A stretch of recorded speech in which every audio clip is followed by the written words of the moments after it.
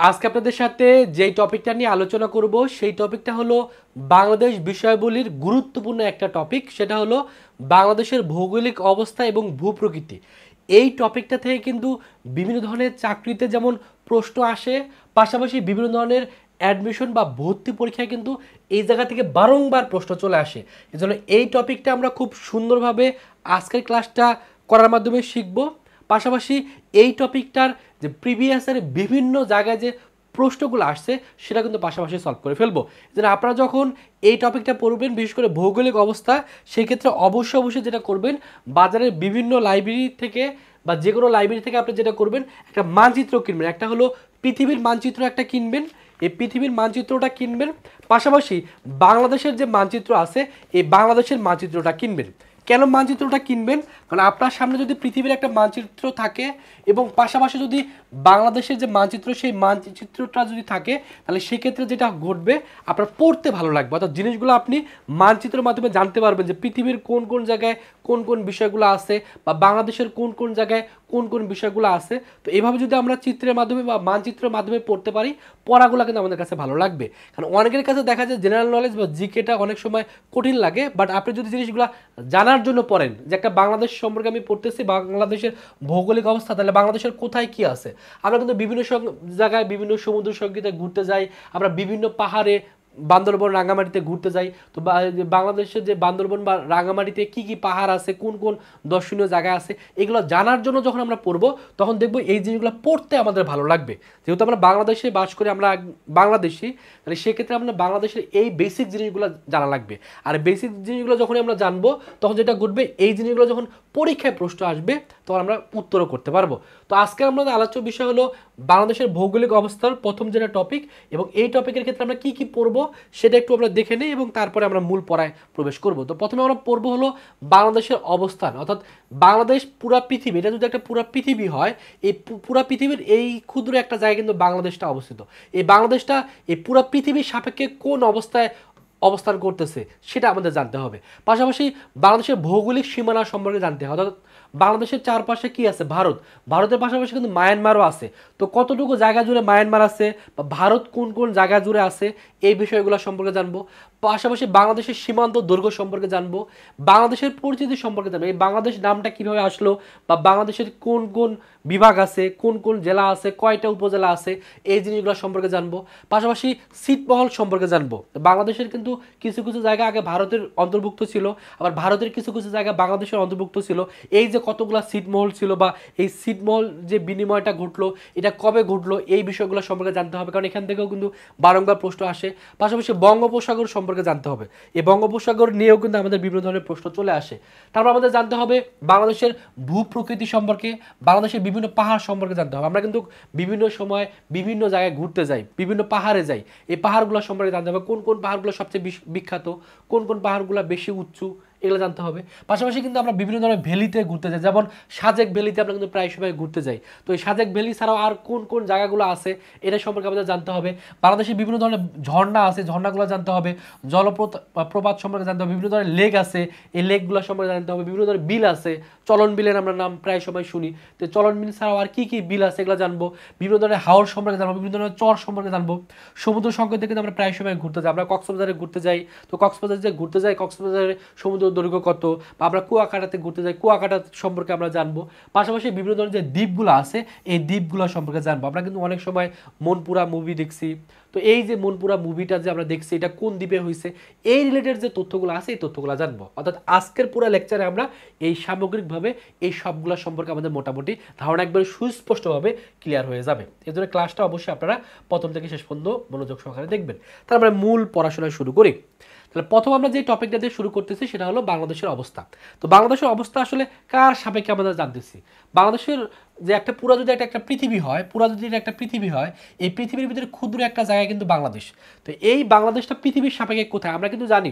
পুরা পৃথিবীটাকে যখন আমরা কি করব, আমরা যখন উত্তর দক্ষিণ বরাবর আমরা ভাগ করি, বা আমরা যখন পূর্ব পশ্চিম বরাবর ভাগ করি, বিভিন্ন ধরনের কিন্তু রেখা আছে। এই যে দ্রাঘিমা রেখা আছে, পাশাপাশি আমাদের অক্ষরেখা আছে। এই অক্ষরেখা বা দ্রাঘিমা রেখার সাপেক্ষে বাংলাদেশটা আসলে কোন জায়গায় অবস্থিত এই জিনিসটা আমাদের জানতে হবে, কারণ এই জায়গাগুলো থেকে যেহেতু প্রশ্ন আসে এই জন্য আমরা এই জিনিসটা জানবো। তো যদি আমরা দেখি বাংলাদেশ কোথায় অবস্থিত, পৃথিবীর উত্তর গোলার্ধে অবস্থিত। পাশে এই প্রশ্ন কিন্তু প্রায় সময় চলে আসে যে বাংলাদেশ পৃথিবীর কোন গোলার্ধে অবস্থিত, তাহলে বলবো উত্তর গোলার্ধে অবস্থিত। এবং মূল মধ্যরেখার কোন পাশে, পূর্ব পাশে। মূল মধ্যরেখা যেটা আছে, এটা যদি একটা পৃথিবী হয় তাহলে এই যে যেটা আছে এটাকে বলা হয় মূল মধ্যরেখা। আর এই মূল মধ্যরেখার কোন পাশে আছে, এই পাশে হলো পূর্ব, আর এই পাশে কি, এই পাশে হলো পশ্চিম। তাহলে আমাদের এই মূল মধ্যরেখা যেটা আছে এই মূল মধ্যরেখার পূর্ব পাশে কি বাংলাদেশ অবস্থিত। এবং এখানে আমাদের একটা অক্ষাংশ দেওয়া আছে, অক্ষাংশটা আমাদের মুখস্থ করতে হবে। এই অক্ষাংশটা নিয়ে আমরা একটু পরে বিস্তারিত জানবো। এই অক্ষাংশটা কত, আমাদের এই 20 থেকে শুরু করে 26 পর্যন্ত আছে, এটা একটু মনে রাখতে হবে। 20 থেকে 26 পর্যন্ত উত্তর অক্ষাংশ, এবং 88 থেকে শুরু করে আমাদের 92 পর্যন্ত পূর্ব দাগিমার পর্যন্ত আমাদের কি এই বাংলাদেশটা অবস্থিত। এবং বাংলাদেশে কোন অঞ্চলে অবস্থিত, আমাদের ওরিয়েন্টাল এবং ক্রান্তীয় অঞ্চলে বাংলাদেশটা অবস্থিত। তো বাংলাদেশের এই অবস্থানটা পড়তে হবে, এই অবস্থান থেকে প্রশ্ন আসে। প্রশ্ন যদি এভাবে আসে বাংলাদেশ কোন গোলার্ধে অবস্থিত, উত্তর করব উত্তর গোলার্ধে অবস্থিত। প্রশ্ন যদি আসে বাংলাদেশ মূল মধ্যরেখার কোন পাশে অবস্থিত, তাহলে উত্তর করব পূর্ব দিকে অবস্থিত। যদি আসে কত অক্ষাংশে অবস্থিত, অক্ষাংশটা মনে রাখতে হবে। যদি আসে কোন দ্রাঘিমায় অবস্থিত, দ্রাঘিমাটা পড়তে হবে। আর কোন অঞ্চলে অবস্থিত সেটা পড়তে হবে। তো এই জিনিসটা যদি ক্লিয়ার করতে যায় তাহলে সেক্ষেত্রে আমরা যদি মানচিত্রটা দেখি তাহলে আমাদের জিনিসটা আরও ক্লিয়ার হবে। তো এটা হলো আমাদের বাংলাদেশ। এই বাংলাদেশটা যদি দেখি, এই বাংলাদেশ যেটা আছে এই বাংলাদেশের ক্ষেত্রে এই পুরো পৃথিবীর সাপেক্ষে এইখান থেকে যদি আমরা ভাগ করি, যেহেতু বাংলাদেশের একবারে এইখানে আমাদের কি আছে, এই পাশে আছে আমাদের পঞ্চগড়, এই পাশে আমাদের কি আছে টেকনাফ আছে। তো এই পঞ্চগড়ের ক্ষেত্রে পঞ্চগড়ের বরাবর এই বরাবর যে রেখাটা আছে সেই রেখাটাকে বলা হয় উত্তর অক্ষাংশ, এবং এই পাশে যেটা আছে সেটা হলো উত্তর অক্ষাংশ। তাহলে এই পাশে যেটা আছে এই পাশ বরাবর যদি আমরা রেখাটা টানি তাহলে এই যে এখান থেকে শুরু করে, তাহলে উত্তর অক্ষাংশ কোথা থেকে কোন পর্যন্ত আছে, এই পর্যন্ত আছে। তারপরে আমরা মনে রাখবো 20 থেকে শুরু করে 26 পর্যন্ত আছে উত্তর অক্ষাংশ, এর ভিতরে বাংলাদেশটা আছে। আর যদি এই বরাবর দেখি দ্রাঘিমা রেখা বরাবর, তো লম্বা লম্বি যেটা থাকে সেটা বলা দ্রাঘিমা রেখা। তাহলে এই বরাবর দ্রাঘিমা রেখা এখান থেকে এইখান থেকে এই পর্যন্ত আসছে, আর এই পর্যন্ত আমাদের দ্রাঘিমা রেখা আসছে। তার মানে এই যে এখান থেকে শুরু করে এই পর্যন্ত যে দ্রাঘিমা রেখাটা সেইটা আমাদের পূর্ব দ্রাঘিমা, সেই পূর্ব দ্রাঘিমা শুরু করছে 88 থেকে শুরু হয়ে আমাদের 92 পর্যন্ত আছে। তার মানে আমাদের ক্লিয়ার হলো আমাদের একবার খাড়া বরাবর যেটা আছে সেটাকে বলা হয় দ্রাঘিমা, এবং সেটা কি পূর্ব দ্রাঘিমা। তাহলে এই পূর্ব দ্রাঘিমা থেকে শুরু করে এই পূর্ব দ্রাঘিমা পর্যন্ত কতটুকু সেটা মনে রাখতে হবে। আর আমাদের এই বরাবর যেটা আছে সমান্তরাল বরাবর যেটা আছে সেটাকে কি বলা হয়, এই সমান্তরাল বরাবর যে রেখাটা আছে সেটাকে বলা হয় অক্ষাংশ, এবং এটা উত্তর অক্ষাংশ, এটা উত্তর অক্ষাংশ, এবং সেটা কত সেটা বললাম। এখন মাঝে কিন্তু আমাদের এই বরাবর একবার মাঝ বরাবর, এই মাঝ বরাবর একটা রেখা আছে, আবার এই বরাবর আমাদের একটা দ্রাঘিমা রেখা আছে। এখন মাঝখানে যে বিন্দুটা আছে সেটা কিন্তু ফরিদপুরের ভাঙা। তো এই যে এটা নিয়ে আমাদের প্রশ্ন আসে যে একবারে মাঝ বরাবর যে রেখাটা গেছে তার নামটা কি, বা একবার আমাদের লম্বালম্বি বরাবর যে রেখাটা গেছে তার নামটা কি। তো এটা নিয়ে এখন আমরা বিস্তারিত জানবো। তাহলে এই রেখাগুলো থেকে কিন্তু বেসিক প্রশ্ন চলে আসে, এই রেখাগুলো সম্পর্কে আমাদের কিন্তু ক্লিয়ার একটা ধারণা রাখতে হবে। তো এখন যদি আমরা দেখি তাহলে আমাদের কি কি সম্পর্কে জানতে হবে, তাহলে এখন জানতে হবে এই যে বাংলাদেশের মাঝ বরাবর কোন কোন রেখা গেছে। তো বাংলাদেশের মাঝ বরাবর মেনলি আমাদের 2টি আন্তর্জাতিক রেখা অতিক্রম করেছে। কোনটা কোনটা, একটাকে বলা হয় এই কর্কটক্রান্তি রেখা, বা যেটাকে বলা হয় ইংলিশে ট্রপিক অফ ক্যান্সার। এবং এটা কোনটা, এটা হলো বাংলাদেশের পূর্ব পশ্চিম বরাবর, অর্থাৎ বাংলাদেশের এই যদি বাংলাদেশ হয়, এটা যদি বাংলাদেশ হয় বাংলাদেশের এই পূর্ব পশ্চিম বরাবর যে রেখাটা গেছে সেটাকে বলা হয় কি মাঝখান বরাবর আর কি, একবার বাংলাদেশের মাঝখান বরাবর যে রেখাটা গেছে সেটাকে বলা হয় কর্কটক্রান্তি রেখা। এটা কিন্তু প্রায় সময় চলে আসে, এবং এটা কত, সেটা হলো 23.05 আমাদের ডিগ্রি উত্তর অক্ষাংশ। অর্থাৎ এইটা কিন্তু আমরা একটু আগে আমরা দেখলাম কোনটা, যদি একটু ক্লিয়ার করি, এই যে রেখাটা আছে এই যে রেখাটাকে তাহলে কি বলা হয়, এই রেখাটাকে বলা হলো কর্কটক্রান্তি রেখা। এবং সেটা কত দিয়ে গেছে আমাদের, যেহেতু এখানে হলো 20 আর এখানে হলো 26, তাহলে এর মাঝখান বরাবর কত হবে 23 হবে। তাহলে 23.05 ডিগ্রি উত্তর অক্ষাংশ বরাবর যেটা গেছে এটাকে কিন্তু বলা হয়, বাংলাদেশ একবার মাঝখান বরাবর গেছে এটাকে বলা হবে কর্কটক্রান্তি। এটা আমাদের কোন কোন জেলার উপর দিয়ে গেছে এটা মাঝে মধ্যে আসে, আমরা চাইলে মুখস্থ রাখতে পারি। সে গেছে হলো কুমিল্লা, মুন্সিগঞ্জ, ফরিদপুর, চুয়াডাঙ্গা, রাঙ্গামাটি, মাগুরা, ঝিনাইদহ, খাগড়াছড়ি। তো এটা চাইলে আপনারা এমনি পড়ে রাখতে পারেন। আর যদি মুখস্থ করতে চান সেক্ষেত্রে একটা নিমোনিক শিখতে পারেন, এই নিমোনিক দ্বারা খুব ইজিলি আপনি মনে রাখতে পারবেন।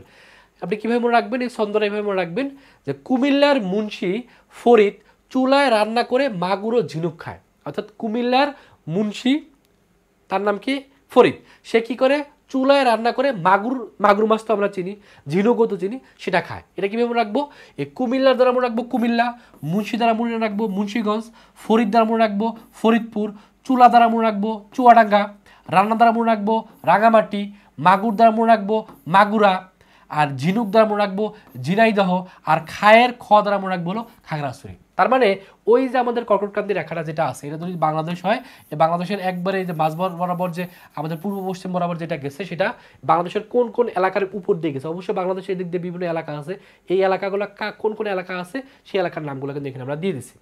আরেকটা যেটা আছে বাংলাদেশের উপর দিয়ে আরেকটা আন্তর্জাতিক রেখা গেছে সেটা হলো 90 ডিগ্রি পূর্ব দ্রাঘিমা রেখা, যেটা বললাম এই যে এই বরাবর অর্থাৎ এই বরাবর যে রেখাটা আছে সেটাকে বলা হবে পূর্ব দ্রাঘিমা রেখা, এবং সেটা কত, সেটা হলো 90 ডিগ্রি। এটা কিন্তু আমরা একটু আগে আমরা এইখানে দেখে আসছি, এই যে রেখাটা এটা কিন্তু একবার বাংলাদেশের মাঝখান বরাবর দিয়ে গেছে, এবং এটাকে বলা হয় 90 ডিগ্রি পূর্ব দ্রাঘিমা রেখা। যেহেতু এই পাশে 88 আর এই পাশে 92, তার মানে এর মাঝখান বরাবর কত হবে 90, এবং এটাকে বলা হয় 90 ডিগ্রি পূর্ব দ্রাঘিমা রেখা। এটাও কিন্তু কি গেছে বাংলাদেশের একবারে মাঝখান বরাবর গেছে, কিন্তু সেটা গেছে আমাদের এটা এই পাশে হলো উত্তর, এই পাশে হলো দক্ষিণ, এই পাশে হলো পূর্ব, আর এই পাশে কি, এই পাশে কিন্তু হলো পশ্চিম। তার মানে এই যে পূর্ব দ্রাঘিমা রেখা সেটা কিন্তু উত্তর দক্ষিণ বরাবর যে রেখাটা গেছে একবার বাংলাদেশের মাঝ বরাবর সেটাকে বলা হয় পূর্ব দ্রাঘিমা রেখা। এবং যখন এই মাঝ বরাবর গেছে এখানে কিন্তু বাংলাদেশের একটা জায়গা আছে, এখানেও বাংলাদেশের একটা জায়গা আছে, এখানেও বাংলাদেশের একটা জেলা আছে, এখানেও বাংলাদেশের একটা জেলা আছে, এখানেও বাংলাদেশের একটা জেলা আছে, এখানেও বাংলাদেশের একটা জেলা আছে, এখানে একটা বাংলাদেশের জেলা আছে। তাহলে কোন কোন জেলার উপর দিয়ে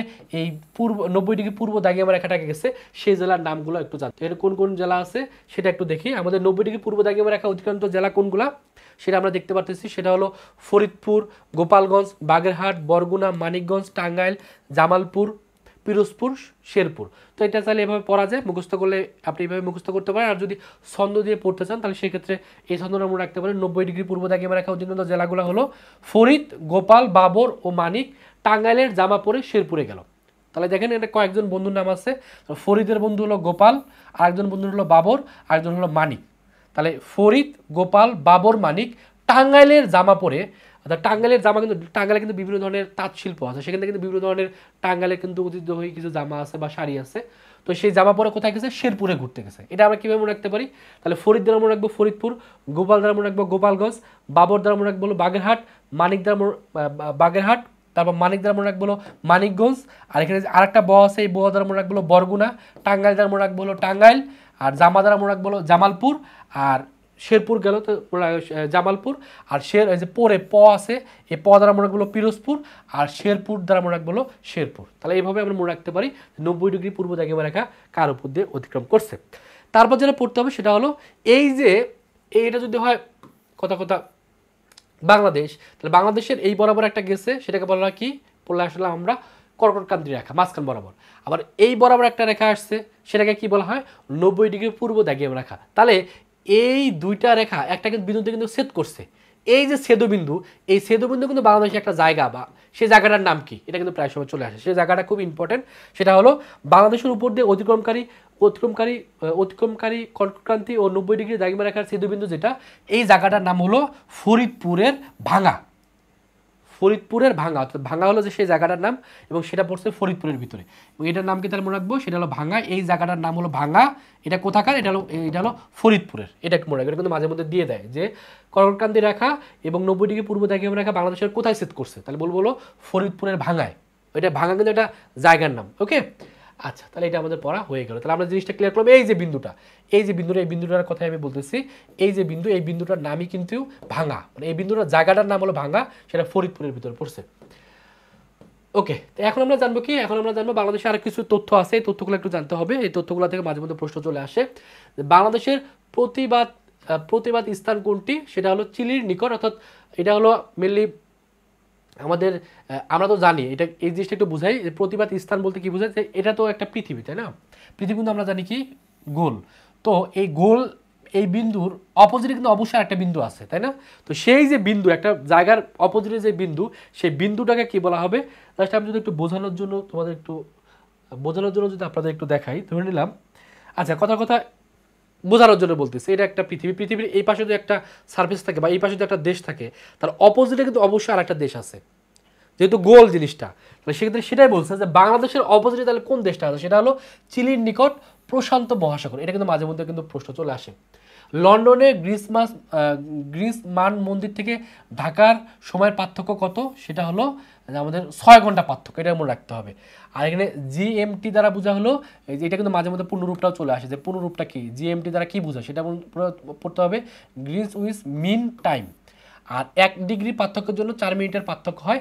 এই জিনিসগুলো মেনলি আমরা যখন ভূগোল ক্লাস করব বা ভূগোলের ক্ষেত্রে এই জিনিসগুলো বেশি লাগে, বাট এখানে আমাদের সরাসরি এভাবে চলে আসে যে লন্ডনের গ্রিস মান মন্দির থেকে ঢাকার সময়ের পার্থক্য কত। তাহলে বাংলাদেশের পূর্ব পশ্চিমে সর্বত্র বিস্তৃত কত, সেটা পড়তে হবে হলো 440। অর্থাৎ জিনিসটা যদি বুঝাই, এটা যদি হয় বাংলাদেশ, তাহলে সেক্ষেত্রে এটা কি, এটা হলো পশ্চিম, আর এটা কি, এটা হলো পূর্ব, আর এটা এই পাশে হলো উত্তর, আর এই পাশে হলো দক্ষিণ। তো এটাই বলছে যে বাংলাদেশের পূর্ব পশ্চিম, অর্থাৎ এখান থেকে শুরু করে এই পর্যন্ত সর্বোচ্চ কতটুকু বিস্তৃত, তাহলে সেটা বলবো কত, সেটা হলো 440 কিলোমিটার। এটা একটু আমরা মনে রাখবো।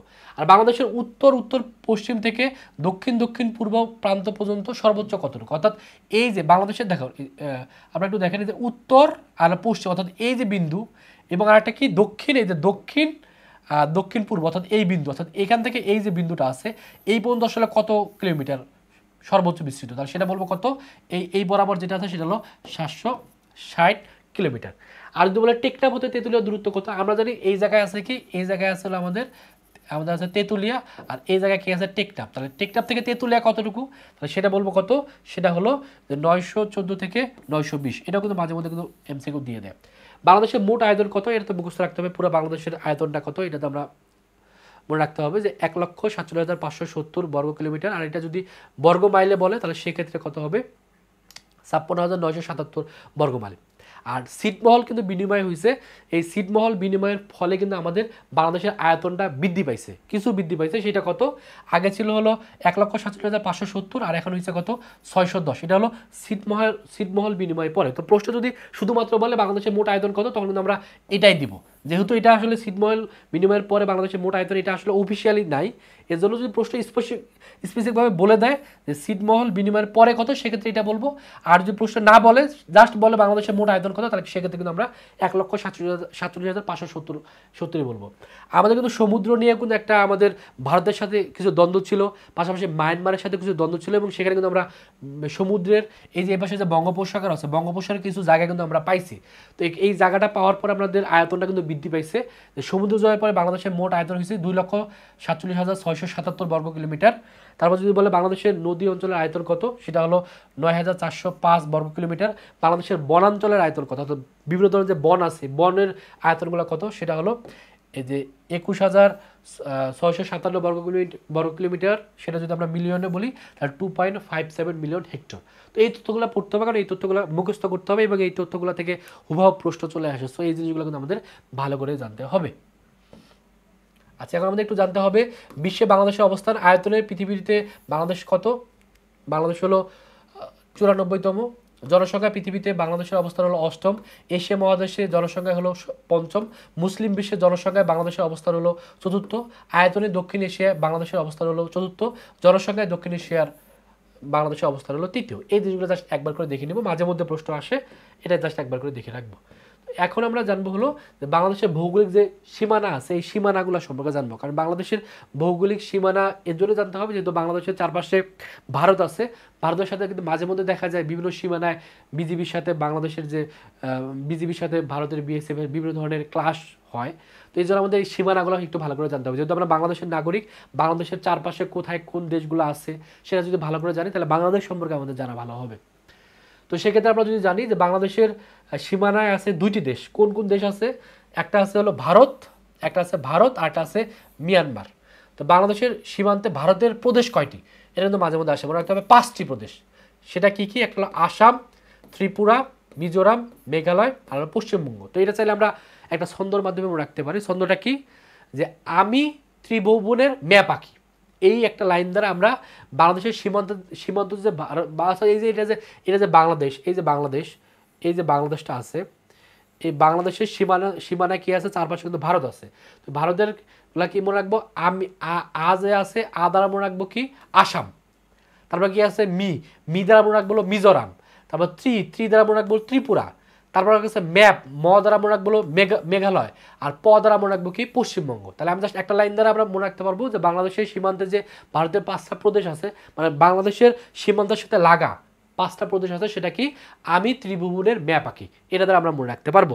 এবং এর ভিতরে আমরা জানি ভারতের 7টা রাজ্য আছে, সেই 7টা রাজ্যের ভিতরে 4টা রাজ্য, এই 4টা রাজ্য কিন্তু বাংলাদেশের সীমানার সাথে লাগা অবস্থায় আছে। সেই 4টা কোনটা, এই যে 4টা আছে, এই 4টা কিন্তু হলো 7 সিস্টারের 4টা রাজ্য।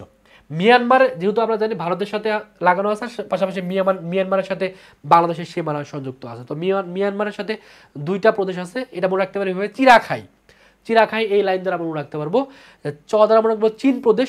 এই চীন বলতে যে আমরা আর একটা চীন দেশ আছে সেটা না, এটা হলো মিয়ানমারের একটা প্রদেশ, যেটার নাম হলো চীন। আরেকটা আছে আর চিরা দ্বারা মনে রাখবো, আরেকটা আছে রা দ্বারা মনে রাখবো, এই রা দ্বারা মনে রাখবো রাখাইন, রাখাইন। যদিও রাখাইনের পূর্ব নাম ছিল হলো আরাকানের বর্তমান নাম হলো রাখাইন রাজ্য। অর্থাৎ এই যে বাংলাদেশ আছে, বাংলাদেশের এই জায়গায় কিন্তু আছে কি, এই জায়গায় আছে চীন প্রদেশ। এটা হলো এই চীন প্রদেশটা কিন্তু কার অংশ, এটা হলো মায়ানমারের অংশ। আর এইদিকে আছে এইখানে আছে আর কি, এখানে আছে রাখাইন।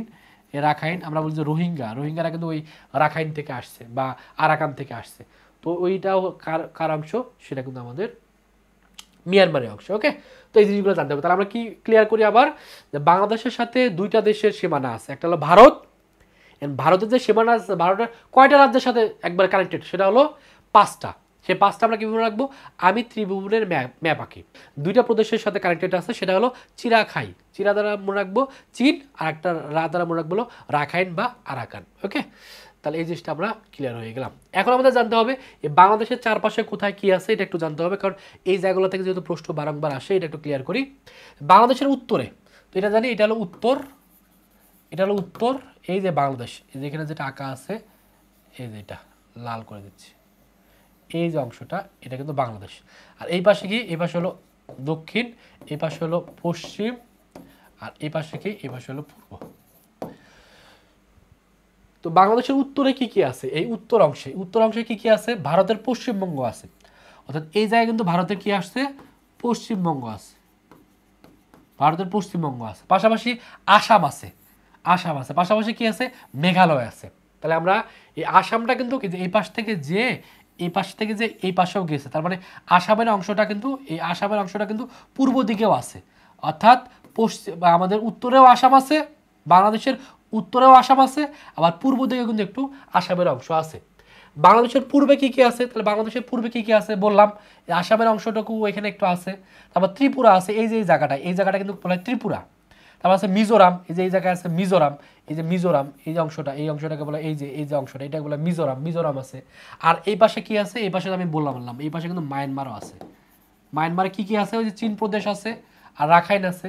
তো সেটাই বলো, মায়ানমারে চীন প্রদেশ আছে আর রাখাইন আছে। আর বাংলাদেশের পশ্চিম পাশে কি আছে, পশ্চিম পাশে একটাই আছে, সেটা হলো পশ্চিমবঙ্গ। কার পশ্চিমবঙ্গ, ভারতের পশ্চিমবঙ্গ। আমরা কিন্তু বলি কলকাতা, এই কলকাতা কিন্তু এই পাশে।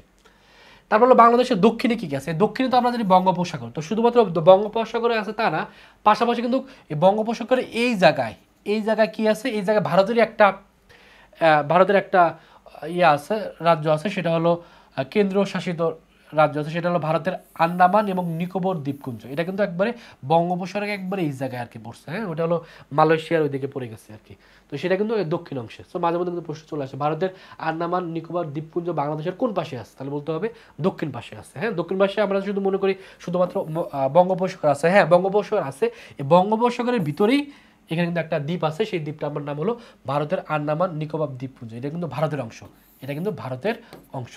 ওকে, তো আরেকটা জিনিস একটু জানতে হবে, বাংলাদেশের এই যে মানচিত্র নিয়ে আমরা অনেক পড়াশোনা করবো। এই বাংলাদেশের মানচিত্র প্রথম কে আঁকেন, এটা একটু পড়তে হবে, মাঝে মধ্যে এমসিকিউ দিয়ে দেয়, সেটা পড়তে হবে জেমস রেনেল। এটা একটু মুখস্থ রাখতে হবে, এটা মাঝে মধ্যে প্রশ্ন দিয়ে দেয়। পাশাপাশি প্রাচীনকালে বাংলাদেশের দক্ষিণবঙ্গকে, এই যে বাংলাদেশের যে দক্ষিণবঙ্গটা আছে, প্রাচীনকালে কিন্তু এই দক্ষিণবঙ্গের একটা নাম ছিল, সেই দক্ষিণবঙ্গের নামটা ছিল অনুত্তরবঙ্গ। মাঝে মধ্যে কিন্তু এমসিকিউ প্রশ্ন চলে আসে যে বাংলাদেশের প্রাচীনকালে বাংলাদেশের যে দক্ষিণবঙ্গ আছে, দক্ষিণবঙ্গের ভিতরে আছে খুলনা, বাগেরহাট, সাতক্ষীরা, হ্যাঁ, মাগুরা।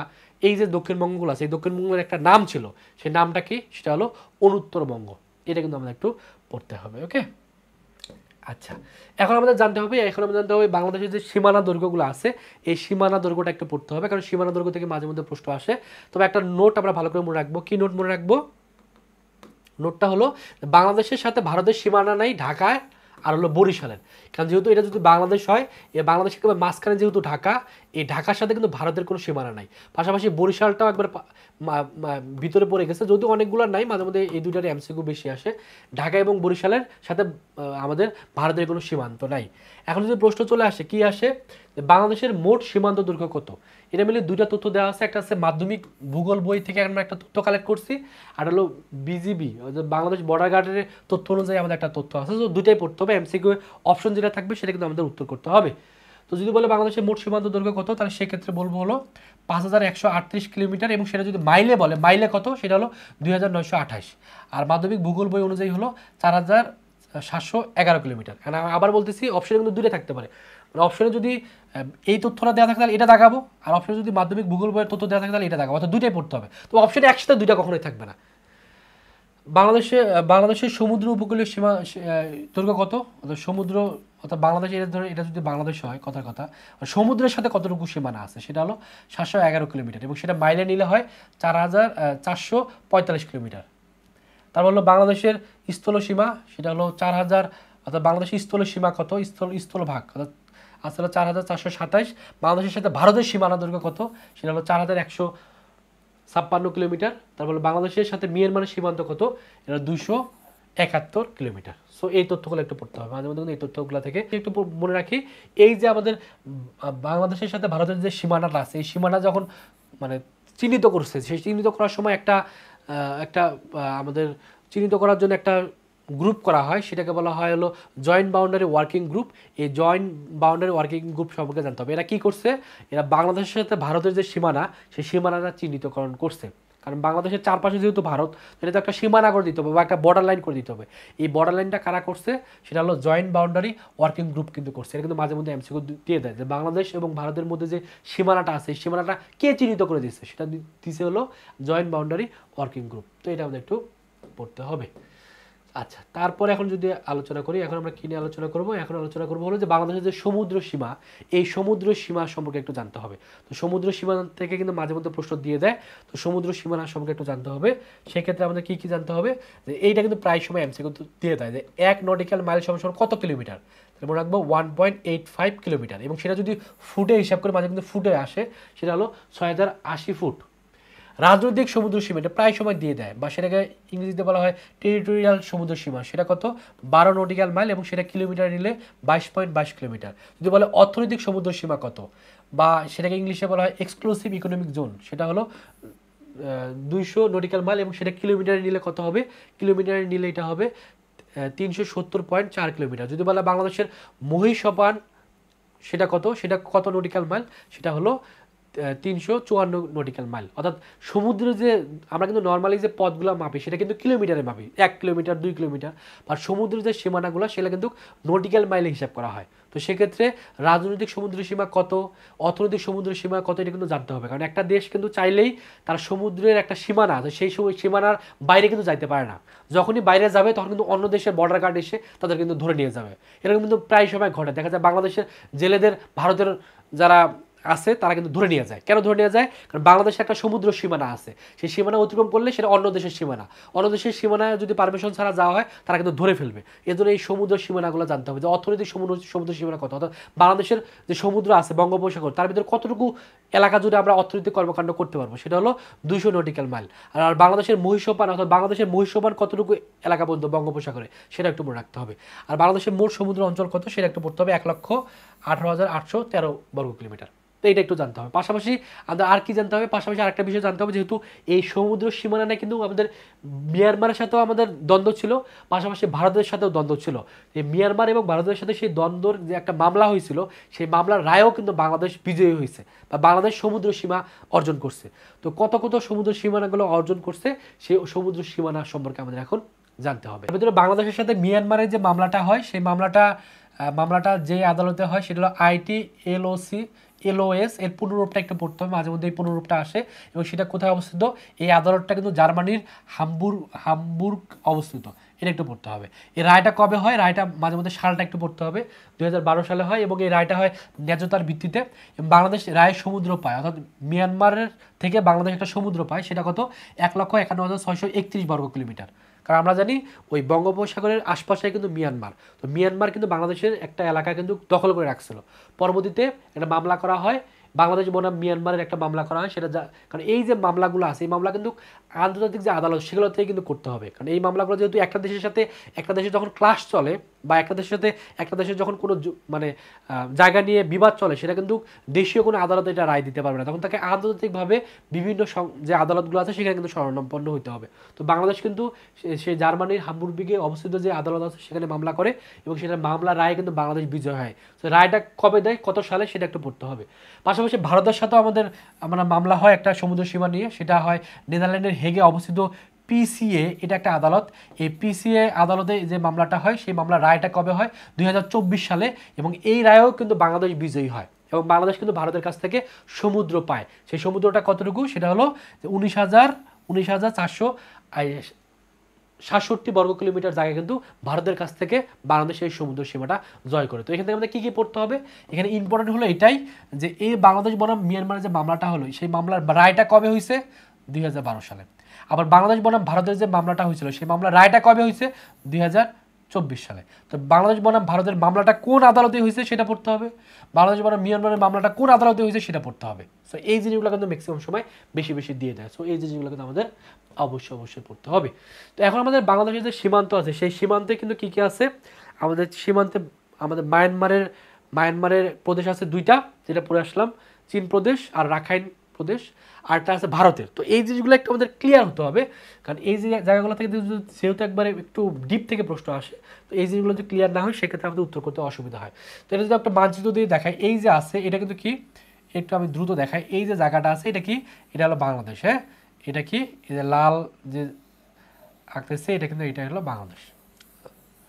এই বাংলাদেশের সাথে কিন্তু বিভিন্ন ভারতের বিভিন্ন কি আছে, বিভিন্ন আমাদের রাজ্য আছে। তো এই রাজ্যের ভিতরে একটা জিনিস একটু ভালোভাবে জানতে হবে, এই যে বাংলাদেশে এই যে জায়গাটা আছে এখানে কিন্তু খাগড়াছড়ি, এখানে হলো রাঙ্গামাটি।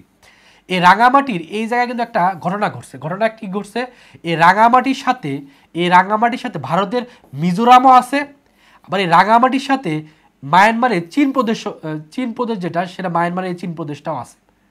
ঠিক আছে, এটা একদম মাঝে মধ্যে এমসিকিউ দিয়ে আসে। এই রাঙ্গামাটির সাথে ভারতের মিজোরাম রাজ্য আছে, পাশাপাশি বাংলাদেশের যে রাঙ্গামাটি আছে এই রাঙ্গামাটির সাথে মায়ানমারের চীন প্রদেশও আছে। তার মানে একটা জায়গায় তিনটা দেশ একসাথে কানেক্টেড, সেই জায়গাটার নাম কি, সেটা হলো রাঙ্গামাটি। এই রাঙ্গামাটির সাথে ভারতের মিজোরামও আছে, এই রাঙ্গামাটির সাথে মায়ানমারের চীন প্রদেশও আছে। সো এটা একটু ভালো করে পড়তে হবে। পাশাপাশি এই যে রাখাইন রাজ্যটা আছে, এই রাখাইন রাজ্যটা কার সাথে কানেক্টেড, সেটাও বাংলাদেশের সাথে কানেক্টেড, বাট বাংলাদেশের কোন জায়গার সাথে, সেটা হলো কক্সবাজারের সাথে। এটা কিন্তু মাঝে মধ্যে এমসিকিউ দিয়ে দেয় যে এইটা কিন্তু আমরা অনেকে জানি যে ওই যে যখন মানে রোহিঙ্গা নিধন শুরু করলো মায়ানমার, তখন কিন্তু ওই কক্সবাজারের বিভিন্ন জায়গা থেকে কিন্তু রোহিঙ্গারা প্রবেশ করছে। তো এভাবে মনে রাখতে পারি যে রাখাইন যারা আছে বা রোহিঙ্গা যারা আছে তারা প্রবেশ করছিল কক্সবাজারের ভিতর দিয়ে, তার মানে রাখাইন রাজ্যটা কিন্তু কক্সবাজারের সাথে কানেক্টেড। সো এমসিকিউ কিন্তু এইভাবে চলে আসতে পারে। সো এই জিনিসগুলো একটু ক্লিয়ার হতে হবে, মাঝে মধ্যে কিন্তু এই জায়গাগুলো থেকে প্রশ্ন আসে। সো ম্যাক্সিমাম ইম্পর্টেন্ট কোন জায়গাটা আমি আবার একটু ক্লিয়ার করি, এই জায়গা থেকে কিন্তু ম্যাক্সিমাম সময় প্রশ্ন আসে। আমি আবার বলতেছি, জিনিসটা রিপিট করতেছি, যে এই যে রাঙ্গামাটি আছে, রাঙ্গামাটির সাথে ভারতের মিজোরাম আছে, মায়ানমারের চীন প্রদেশ আছে। তার মানে রাঙ্গামাটি, মিজোরাম আর মায়ানমার তিনটা দেশের যদি বলা হয় কোন জায়গায় কানেক্টেড, সেটা হলো বাংলাদেশের রাঙ্গামাটির সাথে, আর রাখাইনটা হলো কক্সবাজারের সাথে কানেক্টেড। সো এই জিনিসগুলো একটু ক্লিয়ার হতে হবে। এখন আমরা কয়েকটা জিনিস ভালো করে পড়ি, কারণ এই জায়গা থেকে সীমান্ত থেকে প্রায় সময় তথ্য ম্যাক্সিমাম সময় দিয়ে দেয়, যেহেতু সীমান্ত জিনিসটা খুব ইম্পর্টেন্ট। বাংলাদেশের সীমান্ত মানেই ইম্পর্টেন্ট একটা জিনিস, কারণ একটা ভৌগোলিক সার্বভৌমত্ব রক্ষা করতে গেলে অবশ্যই সীমান্তটা ঠিক রাখতে হবে। কারণ একটা সীমান্ত যদি কেউ দখল করে ফেলে বা সীমান্তর যদি মানে বাংলাদেশের সীমান্ত যদি অন্য দেশের নাগরিকরা মানে প্রবেশ করতে পারে কোনো অনুমতি ছাড়াই, তাহলে সেক্ষেত্রে কিন্তু বাংলাদেশের সার্বভৌমত্বটা নষ্ট হয়ে যাবে। সো সীমান্তটা আমাদের ভালো করে জানতে হবে। তো আমরা যদি বলি পার্বত্য চট্টগ্রামের জেলা কয়টি, পার্বত্য চট্টগ্রামের জেলা কয়টি, তাহলে সেক্ষেত্রে বলতে হবে তিনটি কি কি, খাগড়াছড়ি, রাঙ্গামাটি, বান্দরবান। খাগড়াছড়ি, রাঙ্গামাটি, বান্দরবান। ভারতের সাথে সীমানা দৈর্ঘ্য সবচেয়ে বেশি কার, বাংলাদেশ। এটা তো আমরা জানি, বাংলাদেশের চারপাশে ভারত। বাংলাদেশের সাথে ভারতের যে রাজ্যের সীমান্ত সবচেয়ে বেশি সেটা হলো পশ্চিমবঙ্গ, এবং পশ্চিমবঙ্গের প্রায় 23টি জেলা। অলরেডি আমরা জানি যে এটা যদি হয় বাংলাদেশের যে এই যে পশ্চিম দিক আছে, এখানে কিন্তু আমাদের আসছে পশ্চিমবঙ্গ, ভারতের পশ্চিমবঙ্গ। সো এখানে কিন্তু প্রায় দেখে পশ্চিম পাশের সম্পূর্ণ জায়গা জুড়ে কিন্তু কি আছে, পশ্চিমবঙ্গ আছে, এবং সেটা 23টি জেলা আছে। বাংলাদেশের সাথে ভারতের যে রাজ্যের সীমান্ত সবচেয়ে কম সেটা হলো আসাম, এটা একটু পড়তে হবে। আসামটা আছে, আসামটা কোন পাশে আছে, এদিক দিয়ে একটু আছে, এই পাশ দিয়ে আবার এখানে একটু আছে, মানে এখানে অল্প আছে এখানে অল্প আছে। সেটা কিন্তু আমাদের কি আছে, উত্তর পাশেও আছে আসাম, আবার পূর্ব পাশেও আছে আসাম, কারণ দুই পাশে থাকলেও জায়গাগুলো খুবই কম। বাংলাদেশের কুমিল্লা জেলা ভারতের যে রাজ্যের অংশ ছিল, মানে প্রাচীনকালে অংশ ছিল, সেটা হলো ত্রিপুরা। কারণ আমরা জানি এই জায়গায় এই যে জায়গাটা আছে, আমি যদি একটু দেখি মানচিত্রটা যদি একটু দেখে তাহলে ক্লিয়ার হবে। এই যে জায়গাটা আছে ত্রিপুরা, এই ত্রিপুরা যে জায়গাটা আছে, এই ত্রিপুরা, এই যে ত্রিপুরা, আর এখানে আছে কিন্তু কুমিল্লা। তো এই কুমিল্লাটা কিন্তু আগে এই ভারতের যে ত্রিপুরার অংশ ছিল, পরবর্তীতে বাংলাদেশ এই জায়গা চিহ্নিতকরণ করা হয়, তখন কিন্তু কুমিল্লাটা বাংলাদেশের ভিতরে পড়ে যায়। সো এটা কিন্তু মাঝে মধ্যে এমসিকিউ চলে আসে, সো এটা একটু পড়তে হবে। আচ্ছা, তারপরে কি আছে সেটা একটু পড়ি। সেটা হলো যে বাংলাদেশে, তারপরে আছে হলো বাংলাদেশের ও মিয়ানমারের সাথে ভারতের যে রাজ্যের সীমানা আছে, যেটা বললাম একটু আগে, মিজোরাম। এই মিজোরামের সাথে কি কি আছে, এই মিজোরামের সাথেই কানেক্টেড দুইটা জিনিস মনে রাখতে হবে। মিজোরামের সাথে কানেক্টেড কি কি, একটা হলো বাংলাদেশের আছে হলো রাঙামাটি, বাংলাদেশে আছে রাঙামাটি, আর মায়ানমারে কি আছে, মায়ানমারে আছে চীন প্রদেশ। তারপরে তিনটা যদি বলে কানেক্টেড আর কি, এই তিনটাই ভাবে বলবো যে মিজোরামের সাথে রাঙামাটি আছে, এর সাথে চীন প্রদেশ আছে, চীন প্রদেশ কিন্তু মায়ানমারের, এটা হলো মায়ানমারের। ওকে, সেইভাবে কিন্তু একটু পড়তে হবে। বাংলাদেশের মোট সীমান্তবর্তী জেলা কয়টি, 32টি, এটা একটু মনে রাখতে হবে। এটা কীভাবে মনে রাখতে পারি, এভাবে মনে রাখবো। বাংলাদেশের যদি বলি বাংলাদেশের জেলা কয়টি, 64টি। এই 64টি জেলার ভিতরে অর্ধেকটাই কি হলো সীমান্তবর্তী জেলা, কারণ 64টির অর্ধেক কত, 64টির অর্ধেক কত, 32। তারপর এভাবে মনে রাখবো যে বাংলাদেশের যেহেতু জেলা 64টি, তার অর্ধেকটাই হলো সীমান্তবর্তী জেলা, তার মানে অর্ধেকটাই বাংলাদেশের এই সাইড দিয়ে আছে সীমান্তবর্তী। তার সাথে ভারতের সাথে আছে 30টি জেলা, আর মিয়ানমারের সাথে আছে 3টি। ভারতের সীমান্তবর্তী বাংলাদেশের জেলা কয়টি, 30টি। এটা খুবই ইম্পর্টেন্ট এমসিকিউ, কিন্তু প্রায় সময় দিয়ে দেয়, এটা একটু পড়তে হবে। বাংলাদেশের একটি মাত্র জেলা যার সাথে ভারত মিয়ানমার সীমান্ত হচ্ছে, সেটা রাঙামাটি। একটু আগে বললাম যে রাঙামাটির সাথে ভারতের কানেক্টেড, মিয়ানমারের কানেক্টেড, অর্থাৎ তিনটা কিন্তু একসাথে কানেক্টেড। ভারতের জায়গাটার নাম কি, ভারতের মিজোরাম, মিয়ানমারের চীন প্রদেশ, আর রাঙামাটি, এই তিনটা কিন্তু একটার সাথে একটা কানেক্টেড। মিয়ানমারের সাথে বাংলাদেশের সীমান্ত জেলা কয়টি, 3টি। এই 3টি কি কি, সেটা হলো বান্দরবান, রাঙামাটি, কক্সবাজার। মনে রাখবো এইভাবে, বারাক ওবামা, এটাতে মনে রাখতে পারি যে মিয়ানমারের সাথে বারাক ওবামা, ব দ্বারা মনে রাখবো বান্দরবান, র দ্বারা মনে রাখবো রাঙামাটি, আর ক দ্বারা মনে রাখবো কক্সবাজার। এটা কিন্তু এটা ক্লিয়ার রাখতে হবে। হ্যাঁ, যদি একটু চিত্রটা দেখা তাহলে একবার ক্লিয়ার হবে। চিত্রটা হলো যে এটা এই পাশে কি আছে, মায়ানমার, তাই না, এই পাশে আছে মায়ানমার, এবার হচ্ছে মায়ানমার। সো মায়ানমারের সাথে বাংলাদেশের কারা কারা কানেক্টেড, তাহলে আমরা বলতে পারি এই মায়ানমারের সাথে কানেক্টেড হলো, যেহেতু এটা চীন প্রদেশ, এই চীন প্রদেশটা কার, মায়ানমারের অংশ, তাহলে অবশ্যই বান্দরবনের সাথে কানেক্টেড, পাশাপাশি রাঙামাটির সাথে কানেক্টেড, পাশাপাশি এই যেহেতু রাখাইন যে রাজ্যটা আছে এটাও কার, মায়ানমারের। রাখাইনটা যেহেতু কক্সবাজারের সাথে কানেক্টেড, তার মানে 3টা জেলার সাথে কানেক্টেড। মায়ানমার হলো রাঙামাটির সাথে, বান্দরবনের সাথে, কক্সবাজারের সাথে। তোরা মনে করে খাগড়াছড়ির সাথে না, কেন, কারণ খাগড়াছড়িটা কিন্তু ভিতরে, এই খাগড়াছড়িটার ভিতরে, খাগড়াছড়ির সাথে ভারতের ত্রিপুরার কানেক্টেড আছে, কিন্তু খাগড়াছড়ির সাথে কিন্তু মায়ানমারের কোনো কানেকশন নাই। সো এটা কিন্তু ক্লিয়ার রাখতে হবে। মায়ানমারের সাথে বাংলাদেশের 3টা জেলা সংযোগ আছে, একটা হলো রাঙামাটি, বান্দরবন, কক্সবাজার। সো এটা কিন্তু একটা ক্লিয়ার রাখতে, মাঝে মধ্যে কিন্তু এই জায়গাটা কনফিউশন হয়ে যায়, অনেক মনে করে খাগড়াছড়িও আছে, না খাগড়াছড়ি কিন্তু নাই। তারপর পড়তে হবে বাংলাদেশের ও মিয়ানমারের মধ্যে সীমান্তবর্তী স্থান কোনটি, সেটা হলো ঘুমদুম আর হলো মংডু। এই ঘুমদুম এবং মংডুতে কিন্তু কিছুদিন আগে যখন মায়ানমারে বিভিন্ন ধরনের মানে মায়ানমারে তো এখনও তো গৃহযুদ্ধ চলমান আছে, তো গৃহযুদ্ধ যখন চলমান থাকে তখন কিন্তু বিভিন্ন লোক এই ঘুমদুম বা মংডু দিয়ে কিন্তু প্রবেশ করার চেষ্টা করে। সো এটা একটু ইম্পর্টেন্ট এর জন্য। পাশাপাশি বলতে হবে পার্বত্য উপজেলা যে জেলার সাথে ভারতের সীমান্ত নেই, সেটা হলো বান্দরবন। এই বান্দরবনের সাথে ভারতের কিন্তু কোনো সীমান্ত নাই। কেন সীমান্ত নাই এটা যদি একটু দেখায় তাহলে একটু ক্লিয়ার হবে। কেন নাই, প্রশ্ন হলো কেন নাই, সেটা হলো এই যে বান্দরবন আছে এই পর্যন্ত কিন্তু এই পর্যন্ত রাঙামাটির এই পর্যন্ত হলো কি ভারতের সীমা, রাঙামাটির এই পাশে যে জায়গাটা আছে এই জায়গাটা কিন্তু হলো মায়ানমারের। তো যেহেতু এটা মায়ানমারের জায়গা, এর জন্য কিন্তু এই বান্দরবনের সাথে ভারতের কোনো সম্পর্ক নাই। কারণ রাঙামাটির মধ্যে সম্পর্ক আছে, রাঙামাটির সাথে সম্পর্ক আছে, খাগড়াছড়ির সাথে সম্পর্ক আছে, কিন্তু ভারতের কিন্তু কখনোই বান্দরবন বা কক্সবাজারের সাথে কোনো সম্পর্ক নাই। সো এটা কিন্তু একটু ক্লিয়ার থাকতে হবে। বান্দরবনের সাথে মায়ানমারের সম্পর্ক আছে, কিন্তু বান্দরবনের সাথে কিন্তু ভারতের কোনো সম্পর্ক নেই, কারণ ভারতের কিন্তু সর্বশেষ সীমানা রাঙামাটি পর্যন্ত এসেই শেষ হয়ে গেছে। সো এটা একটু ক্লিয়ার থাকতে হবে, মাঝে মধ্যে কিন্তু এই জায়গা থেকে প্রশ্ন চলে আসে। আচ্ছা, তারপর পড়তে হবে যে পার্বত্য চট্টগ্রামের যে জেলার সাথে মিয়ানমারের সীমান্ত নেই, সেটা হলো খাগড়াছড়ি। একটু আগে বললাম খাগড়াছড়ির সাথে আবার মিয়ানমারের সম্পর্ক নাই। বাংলাদেশের পঞ্চগড় জেলার সাথে ভারতের যে জেলার সম্পর্ক আছে সেটা হলো জলপাইগুড়ি। এটা একটু পড়তে হবে, কারণ এই যে এইদিকে কিন্তু এইদিকে একটু মনে রাখতে হবে, এই যে জায়গাটা আছে এই জায়গা এই জায়গা কিন্তু এই জায়গা কি, এই জায়গা হলো পঞ্চগড়, এই জায়গা হলো পঞ্চগড়। আর এই পাশে কি আছে, জলপাইগুড়ি, এই পাশে আছে জলপাইগুড়ি। তারপরে যদি বলা হয় ভারতের কোন অংশের সাথে পঞ্চগড়ের কানেকশন আছে, তাহলে বলবো হলো জলপাইগুড়ির। ওকে, আচ্ছা।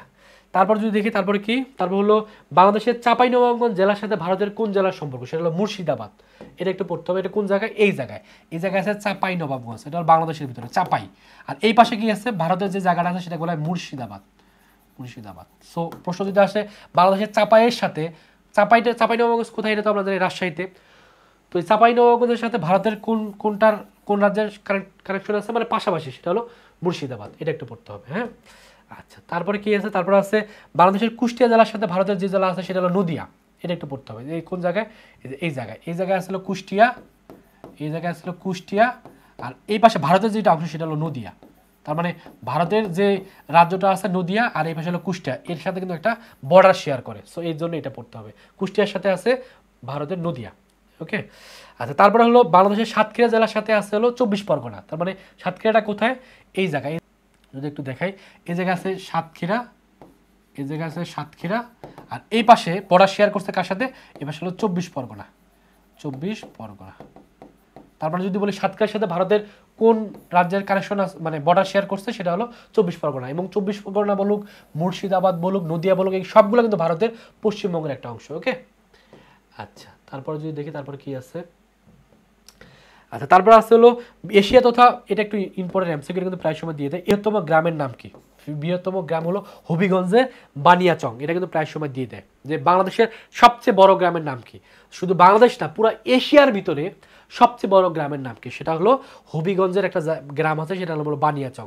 এটা কিন্তু প্রায় সময় দিয়ে দেয় বা মাঝে মধ্যে দিয়ে দেয় বানিয়াচং কোন জেলার ভিতরে পড়ছে, তাহলে বলতে হবে হবিগঞ্জ। এই হবিগঞ্জটা আবার কোথায়, এটা কিন্তু সিলেটের ওদিকে। এটা কোথায়, এটা হলো সিলেটের ওদিকে। একটু যদি মানচিত্রতে একটু দেখায় তাহলে একটু ক্লিয়ার হবে। মানচিত্র এই যে জায়গা আছে, এই জায়গা কিন্তু হবিগঞ্জ, হবিগঞ্জ। এই হবিগঞ্জের এখানে একটা বানিয়াচং একটা গ্রাম আছে, সেই বানিয়াচংয়ের যে গ্রামটা আছে সেটা এশিয়া তথা পুরো বাংলাদেশের ভিতরে সবচেয়ে বৃহত্তম একটা গ্রাম। সো এটা কিন্তু মাঝে মধ্যে এমসিকিউ চলে আসতে পারে। সো এখন আমরা কি করব, এখন আমরা বিগত সালে বিভিন্ন জায়গায় যে প্রশ্নগুলো আসছে সেই প্রশ্নগুলো সলভ করব। কারণ প্রশ্নগুলো সলভ করলে আমরা যে এতক্ষণ যে পড়লাম, সেই পড়াটা কোথায় কিভাবে আসতেছে সেটা সম্পর্কে আমাদের ক্লিয়ার একটা ধারণা হবে। তো যদি প্রথমে দেখি বিসিএস এবং অন্যান্য চাকরি পরীক্ষা আমাদের এই প্রশ্নগুলো আসছে, এটা কিন্তু আসছিল 18তম শিক্ষক নিবন্ধন পরীক্ষা 2024 আসছিল। দেওয়া আছে গ্রীষ্মার সময় অপেক্ষা বাংলাদেশের সময় কত ঘন্টা, এটা বলছিলাম 6 ঘন্টা। এটা উত্তর হবে ক। বাংলাদেশের পূর্ব সীমারেখা অবস্থিত, বাংলাদেশের পূর্ব সীমারেখা কি কি অবস্থিত, এটা তো একটু আগে পড়লাম। যদি একটু দেখায় কীভাবে পড়লাম, একটু কিন্তু আমরা এইভাবে পড়ছি যে এটা যদি হয় বাংলাদেশ, তাহলে পাশে কি পূর্ব, এই পূর্ব পাশে কী কী আছে, ভারতের আছে, ভারতের 7 সিস্টার আছে। আর কি আছে, মায়ানমার আছে। মায়ানমারে কী কী আছে, মায়ানমারের আছে হলো 2টা প্রদেশ কানেক্টেড আছে, একটা আছে চীন প্রদেশ, আর একটা কী পড়ছিলাম, রাখাইন। তার মানে কী হবে, পূর্ব পাশে কি আছে, ভারত আর মায়ানমার। তার মানে এটা উত্তর হবে কি, ঘ নম্বর। ওকে, আচ্ছা। তারপর যদি চলে যাই, তারপরে কি প্রশ্ন আছে, এটা আসছে প্রাচীনকালে বাংলাদেশের কোন অঞ্চলকে উত্তরবঙ্গ বলতো। এটা কিন্তু পড়ছি, উত্তরবঙ্গ কোনগুলোকে বলা হতো, দক্ষিণবঙ্গকে বলা হতো, দক্ষিণবঙ্গকে। এটা কিন্তু আমরা পড়ে আসছি। বাংলাদেশের কয়টি জেলা মিয়ানমারের সীমান্ত সংলগ্ন, যে বলছিলাম মিয়ানমারের কয়টি জেলার সাথে কানেক্টেড আছে, আছে কয়টি, তিনটি কি কি, একটু আগে পড়ছি। তিনটি কি কি, একটা হলো কি, একটা হলো আমাদের রাঙ্গামাটি, একটা হলো বান্দরবন, একটা হলো কক্সবাজার। তারপর হলো বাংলাদেশের সর্ব উত্তরের জেলা থেকে হিমালয়ের কোন শৃঙ্গ দেখা যায়, এটা অবশ্যই জানতে হবে। এটা হলো পঞ্চগড়ের যেটা আছে সেটা হলো কাঞ্চনজঙ্ঘা। এটা একটু মনে রাখতে হবে, পঞ্চগড়ের কাঞ্চনজঙ্ঘা। বাংলাদেশের এশিয়ার কোন অঞ্চলে অবস্থিত, বাংলাদেশ এশিয়ার কোন অঞ্চলে অবস্থিত, এটা কিন্তু পড়ছি। আমরা কিন্তু দক্ষিণ এশিয়া অবস্থিত, এটা একটু মনে রাখতে হবে। বাংলাদেশ কিন্তু এশিয়ার দক্ষিণ এশিয়া অবস্থিত। বাংলাদেশের ভৌগোলিক অবস্থান কোনটি, এটা কিন্তু আমরা প্রথম দিকে পড়ে আসছি। সেটা কোথায়, ওই যে দ্রাঘিমা যেহেতু দেওয়া আছে, যেহেতু যে উত্তর অক্ষাংশ দেওয়া আছে, বাট এটা ভুল। তো দ্রাঘিমা যেহেতু সঠিকভাবে দেওয়া আছে 88 থেকে 92, সো এটা উত্তর হবে। বাংলাদেশের অবস্থান উত্তর অক্ষাংশ দিয়ে আসতে পারে। অক্ষাংশের ক্ষেত্রে যেটা পড়ে আসছে কি 20 থেকে 26, তো সেক্ষেত্রে যে এটা আমাদের ক নাম্বার, যেটা উত্তর, ক নাম্বারটা আমাদের উত্তর হয়ে যাবে। ওকে, বিশ্ববিদ্যালয় ভর্তি পরীক্ষা বিভিন্ন জায়গায় প্রশ্ন আসছে, যেমন ঢাকা বিশ্ববিদ্যালয় ভর্তি পরীক্ষা আমাদের কিছু প্রশ্ন আসছে। নিচে উল্লেখিত বাংলাদেশের কোন জেলাটির সাথে ভারতের কোনো সীমান্ত নেই, ভারতের কোনো সীমান্ত নেই, এই যেটা বলছিলাম বরিশাল এবং ঢাকার সাথে কোনো সম্পর্ক নাই।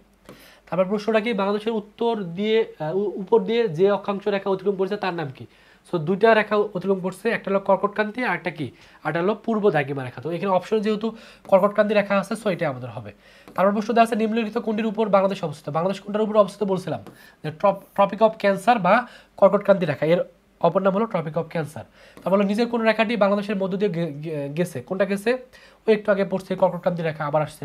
বাংলাদেশের মোট আয়তন কত, আয়তনটা চলে আসছে 1,47,570 বর্গ কিলোমিটার। তারপর আসছে বাংলাবান্ধা কোন জেলায় অবস্থিত, বাংলাবান্ধা কোথায়, এটা কিন্তু হলো পঞ্চগড়ে অবস্থিত, যদিও এটা নিয়ে একটু পরে আমরা আলোচনা করব, বাট এখানে একটু পরে রাখি। টেকনাফ ও তেঁতুলিয়ার কোন কোন দুটি জেলা অবস্থিত, টেকনাফ ও তেঁতুলিয়া কোথায় অবস্থিত, এটা নিয়ে একটু পরে আমরা ডিটেলস পড়বো, তার আপাতত একটু পরে রাখি। তাহলে কক্সবাজারে হলো টেকনাফ, আর তেঁতুলিয়া কোথায়, পঞ্চগড়ে।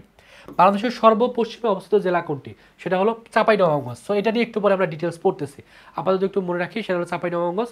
একটু পরে যখন আমরা এই টপিকগুলো একটু পরে আমাদের বিস্তারিত আলোচনা করব। তারপর হলো বাংলাদেশের অর্থনৈতিক সমুদ্রসীমা কত নটিক্যাল, এটা একটু আগে আমরা পড়ছিলাম। অর্থনীতি যদি বলে তাহলে হবে 200, অর্থনীতি যদি বলে তাহলে হবে 200। বাংলাদেশের সঙ্গে নিম্নলিখিত কোন মেরিটাইম বাউন্ডারি বিদ্যমান রয়েছে, সেটা হলো মায়ানমারের, সেটা তো আমরা জানি মায়ানমারের কানেকশন আছে। বাংলাদেশ ও মিয়ানমারের মধ্যকার সমুদ্রসীমা বিরোধ নিষ্পত্তি হয় যে একটা মামলা হয়েছিল বাংলাদেশ বনাম মিয়ানমার, সেটা কত সালে নিষ্পত্তি হয়েছে, সেটা হলো সালটা একটু মনে রাখতে হবে, যে 2012 সালের এই 14ই মার্চটা পড়তে হবে। তো এটা একটু ডিফারেন্ট আসবে। বাংলাদেশ ও মিয়ানমারের মধ্যে সমুদ্র সীমা নিষ্পত্তি করা হয় কে, ওই যে আদালতটা, সেই আদালতটা সম্পর্কে আসছে। তো আদালতটা কি আমি বলছিলাম ITLOS, তো এটা একটু পড়তে হবে। আচ্ছা, তারপর পড়তে হবে কি বাংলাদেশের পরিচিতি নিয়ে। সো বাংলাদেশের পরিচিতি নিয়ে এখন আমরা পড়া শুরু করবো, কারণ বাংলাদেশের পরিচিতি থেকেও আমাদের কিন্তু প্রশ্ন আসে, সো এটাও কিন্তু ইম্পর্টেন্ট। তো সেক্ষেত্রে আমরা কী পড়বো, বাংলাদেশের সাংবিধানিক নাম কি, সে সাংবিধানিক নামটা একটু পড়তে হবে। সো সেটা হলো people's republic of Bangladesh, people's republic of Bangladesh, যেটাকে বলা গণপ্রজাতন্ত্রী বাংলাদেশ। এই বাংলাদেশের যে নামটা, এই নামটা কীভাবে আসছে, প্রথমে বাংলাদেশের নাম ছিল পূর্ববঙ্গ, সেটা হয়েছিল 1905 সালে। তারপর সেই নামটা হয়েছে পশ্চিম পাকিস্তান, সেটা হয়েছে 1956 সালে। তারপর সেটা হচ্ছে বাংলাদেশ, সেটা হচ্ছে 1969 সালে। প্রজাতান্ত্রিক বাংলাদেশ হয়েছিল 1971 সালে, এবং সর্বশেষ গণপ্রজাতন্ত্রী বাংলাদেশ হয়েছে 1972 সালে। সো মাঝে মধ্যে কিন্তু প্রশ্ন চলে আসে যে প্রজাতান্ত্রিক বাংলাদেশ এটা কত সালে হয়, সালটা পড়তে হবে, সালটা ইম্পর্টেন্ট। ঢাকা বাংলাদেশের রাজধানী হয় কয়বার, 5 বার, এটা প্রায় সময় আসে। প্রথম কতবার কোন বার হয়, 1910 সালে, তারপর হয় 1960 সালে, তারপর হয় 1905 সালে, তারপর হয় 1947 সালে, তারপর সর্বশেষ হয় 1971 সালে। ঢাকাকে মানে ঢাকার নাম দেওয়া হয় জাহাঙ্গীরনগর। প্রথমবার রাজধানী করেন কে, ইসলাম খাঁ। এটি নিয়ে যদিও আমরা যখন প্রাচীন জনপদ নিয়ে আলোচনা করব বা প্রাচীনকাল নিয়ে আলোচনা করবো তখন এগুলো আসবে, আপাতত বেসিকগুলো একটু জানে রাখি। ঢাকাকে প্রথম প্রাদেশিক রাজধানী করেন কে, লর্ড কার্জন। অর্থাৎ এই যে 1905 সালে, এই 1905 সালে প্রথম প্রাদেশিক রাজধানী করা হয়। ঢাকা শহরের জন্য প্রথম মাস্টার প্ল্যান করেন কত সালে, করা হয় হলো 1959 সালে। ঢাকা থেকে ঢাকা নামকরণ হয় কত সালে, 1982 সালে। যদিও এখন আমরা এটাকে ঢাকা লিখি, মানে এর আগে কিন্তু এটাকে উচ্চারণ করতে ঢাকা, সেটা কত সালে ঢাকা হয়, 1982 সালে। বাংলাদেশের বাণিজ্যিক রাজধানী কোনটি, সেটা হলো চট্টগ্রাম। বাংলাদেশের জাতীয় দিবস কবে, সেটা হলো 26শে মার্চ। এটা একটু পড়তে হবে, মাঝে মধ্যে কিন্তু দিয়ে দেয়। যদিও আমরা 26শে মার্চ থেকে যে জাতীয় দিবস, সেটা কিন্তু অনেকে আমরা জানি না, আমরা অনেকে মনে করি যে স্বাধীনতা দিবস, বাট এটাকে কিন্তু জাতীয় দিবসও বলা হয়ে থাকে। সো এই তথ্যগুলো অবশ্যই পড়তে হবে। তারপর যেটা পড়তে হবে, বাংলাদেশের আমাদের প্রশাসনিক যে কাঠামোগুলো আছে, এই কাঠামোগুলো থেকে মাঝে মধ্যে প্রশ্ন চলে আসে, সো এটা পড়তে হবে। তো বিভাগ কয়টি, বিভাগ হলো 8টি। সিটি কর্পোরেশন কয়টি, 12টি। জেলা কয়টি, 64টি। উপজেলা কয়টি, 495টি। থানা কয়টি, 655টি। পৌরসভা কয়টি, 330টি। ইউনিয়ন কয়টি, 4578টি। গ্রাম কয়টি, 87,391টি। যদিও ইউনিয়ন এবং গ্রাম এটা কিন্তু পরিবর্তনশীল, সো এই দুটো সাধারণত পরীক্ষায় তেমন আসে না, তবে বাকি যেগুলো আছে সেটা একটু পড়তে হবে, কারণ এই দুটো যেহেতু ম্যাক্সিমাম সময় এই ডাটাগুলো পরিবর্তন হতে থাকে। কারণ গ্রাম যেগুলো সময় মানে যে কোনো একটা এলাকার নাম চেঞ্জ বা নতুন গ্রাম সৃষ্টি হতে পারে, বাট পৌরসভা, থানা, উপজেলা এগুলো কিন্তু সহজে চেঞ্জ করা সম্ভব না, এই জন্য এগুলো ফিক্সড। এই জন্য প্রথম যে কয়েকটা আছে 1, 2, 3, 4, 5, 6, এই প্রথম 6টা একটু ভালো করে পড়তে হবে। ওকে, আচ্ছা। তারপর যদি পড়ি, তারপর হলো এই যে এটা দিক নিয়ে আমাদের আসে, বাংলাদেশের দিক ভিত্তিক অবস্থান, তো বাংলাদেশের চারপাশে কোথায় কি আছে, এখান থেকে ম্যাক্সিমাম সময় কিন্তু প্রশ্ন চলে আসে। তো এটা কীভাবে পড়বো, যে বাংলাদেশের উত্তরে, এই এটা হলো, এই পাশটা হলো উত্তর, এই পাশটাকে, এই পাশে হলো উত্তর।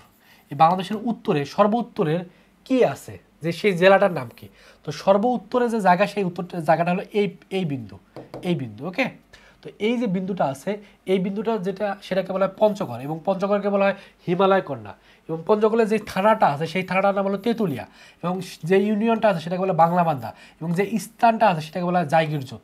তো এটা আমরা কীভাবে মনে রাখতে পারি, আমরা জাস্ট একটা ছন্দ দিয়ে মনে রাখতে পারি, যে পথে বাংলার জয়, আমরা এই লাইনটাতে মনে রাখতে পারবো পথে বাংলার জয়। এটা কীভাবে মনে রাখবো? আমরা জানি এটা হলো পঞ্চগড়, পঞ্চগড়ের এই পাশে কিন্তু শিলিগুড়ি আছে। সো শিলিগুড়ির সাথে এই পঞ্চগড়ে কিন্তু একটা পথ আছে। তো এই পথে যেহেতু আমরা যাতায়াত করি শিলিগুড়িতে যাওয়ার জন্য, তো সেই পথটাকে আমাদের কী করতে হবে? জয় করতে হবে। তো জয় করার জন্য জাস্ট ওই লাইন দ্বারা আমরা মনে রাখবো পথে বাংলার জয়। তাহলে পথে দ্বারা মনে রাখবো কি? পথে দ্বারা মনে রাখবো হলো পঞ্চগড়, তারপর হলো পথে, তারপর হলো পথে, তারপর হলো ব দ্বারা মনে রাখবো হলো বাংলাবান্ধা, আর হলো জয় দ্বারা মনে রাখবো হলো জায়গিরজোত। তো জায়গাগুলো মনে রাখবো পঞ্চগড়, বাংলাবান্ধা, জায়গিরজোত। আর দক্ষিণে এই যে দক্ষিণ পাশ, এই দক্ষিণে সর্বদক্ষিণে, দক্ষিণে কোনটা? সর্বদক্ষিণে বিন্দু হলো এই যে এই বিন্দুটা। এই বিন্দুতে কী কী আছে সেটা একটু পড়তে হবে। সেটা হলো কক্সবাজার জেলা হলো কক্সবাজার, থানা হলো টেকনাফ, ইউনিয়ন হলো সেন্ট মার্টিন, আর স্থানটার নাম হলো সেরাদ্বীপ। অনেক সময় কিন্তু আমরা সেন্ট মার্টিনে ঘুরতে যাই। এটা হলো সর্বদক্ষিণ। এটা আমরা কীভাবে মনে রাখতে পারবো? কটেক্স। কারণ আমরা যখন একবারে ওই যে আমরা টেকনাফে ঘুরতে যাই, সেন্ট মার্টিনে ঘুরতে যাই, কক্সবাজারে ঘুরতে যাই, ওখানে কিন্তু বিভিন্ন ধরনের কটেক্স পাওয়া যায় থাকার জন্য। আমরা অন্য জায়গায় হোটেল বলি, ওখানে কিন্তু কটেক্স বলা হয়। ওই কটেক্স দ্বারা মনে রাখবো দক্ষিণে যে জায়গাগুলো সেটা আমরা কটেক্স দ্বারা মনে রাখতে পারি। কীভাবে? এই ক দ্বারা মনে রাখবো হলো কক্সবাজার, ট দ্বারা মনে রাখবো হলো টেকনাফ, আর এই আমাদের বাদ বাকি যে কটেক্স স আছে একটা, স দ্বারা মনে রাখবো হলো সেন্ট মার্টিন, আর সেন্ট মার্টিনের ওদিকে তো সেরাদ্বীপ আছে, এটা মনেই থাকবে। আর পূর্ব দিকে যদি বলি, পূর্ব দিকে কি? এটা হলো পূর্ব দিক। এই পূর্ব দিকটা কীভাবে মনে রাখবো? পূর্ব দিকে কিন্তু আপনারা একটু দেখেন, এদিকে কিন্তু অনেক আঁকা বাঁকা জায়গা, তাই না? এই আঁকা বাঁকা অনেক পাহাড়ের মতো, অনেক মানে আঁকা বাঁকা জায়গা। তো এই আঁকা বাঁকা জায়গা যদি আপনি অনেক চলাচল করেন, তাহলে কিন্তু একটা পাহাড়ের মতো জায়গা আমরা চলাচল করে কী হয়? শরীরে অনেক ব্যথা হয়। তাহলে পূর্ব দিকে যে জায়গাগুলো আছে এটা আমরা ব্যথাদের মনে রাখবো। কীভাবে মনে রাখবো? ব্যথা। পূর্ব দিকে জায়গাগুলো কি? ব্যথা দ্বারা মনে রাখবো বান্দরবন। অর্থাৎ এই যে জায়গাটা আছে, এটা কিন্তু একবার এই যে পয়েন্টটা আছে, এই পয়েন্টটা কিন্তু সর্বপূর্বে। এই পূর্বে এই জায়গাটা কি? সেটা হলো বান্দরবন। এবং বান্দরবন যে থানাটার নাম সেটা হলো থানসি, ইউনিয়নটা যেটার নাম সেটা হলো রেমাক্সি, আর স্থানটার নাম হলো আখাউইনঠং। তো আমরা মনে রাখবো ব দ্বারা মনে রাখবো বান্দরবন, থ দ্বারা মনে রাখবো থানসি, আ দ্বারা মনে রাখবো আখাউইনঠং। এই জায়গাগুলো একটু মনে রাখতে হবে। আর পশ্চিমে যদি বলি, এই পশ্চিম পাশ, পশ্চিমের ক্ষেত্রে কি কি আছে? পশ্চিমের ক্ষেত্রে মনে রাখবো চাষিমনা। অর্থাৎ পশ্চিমে কিন্তু আমরা কিন্তু জানি কি পশ্চিম দিকে রাজশাহী আছে, এই রাজশাহীতে কিন্তু অনেক ভালো আম পাওয়া যায়। তো এই আমটা কে চাষ করে? সেই চাষি বা সেই কৃষকটার নাম হলো মনা। তো এটা মনে রাখবো চাষিমনা।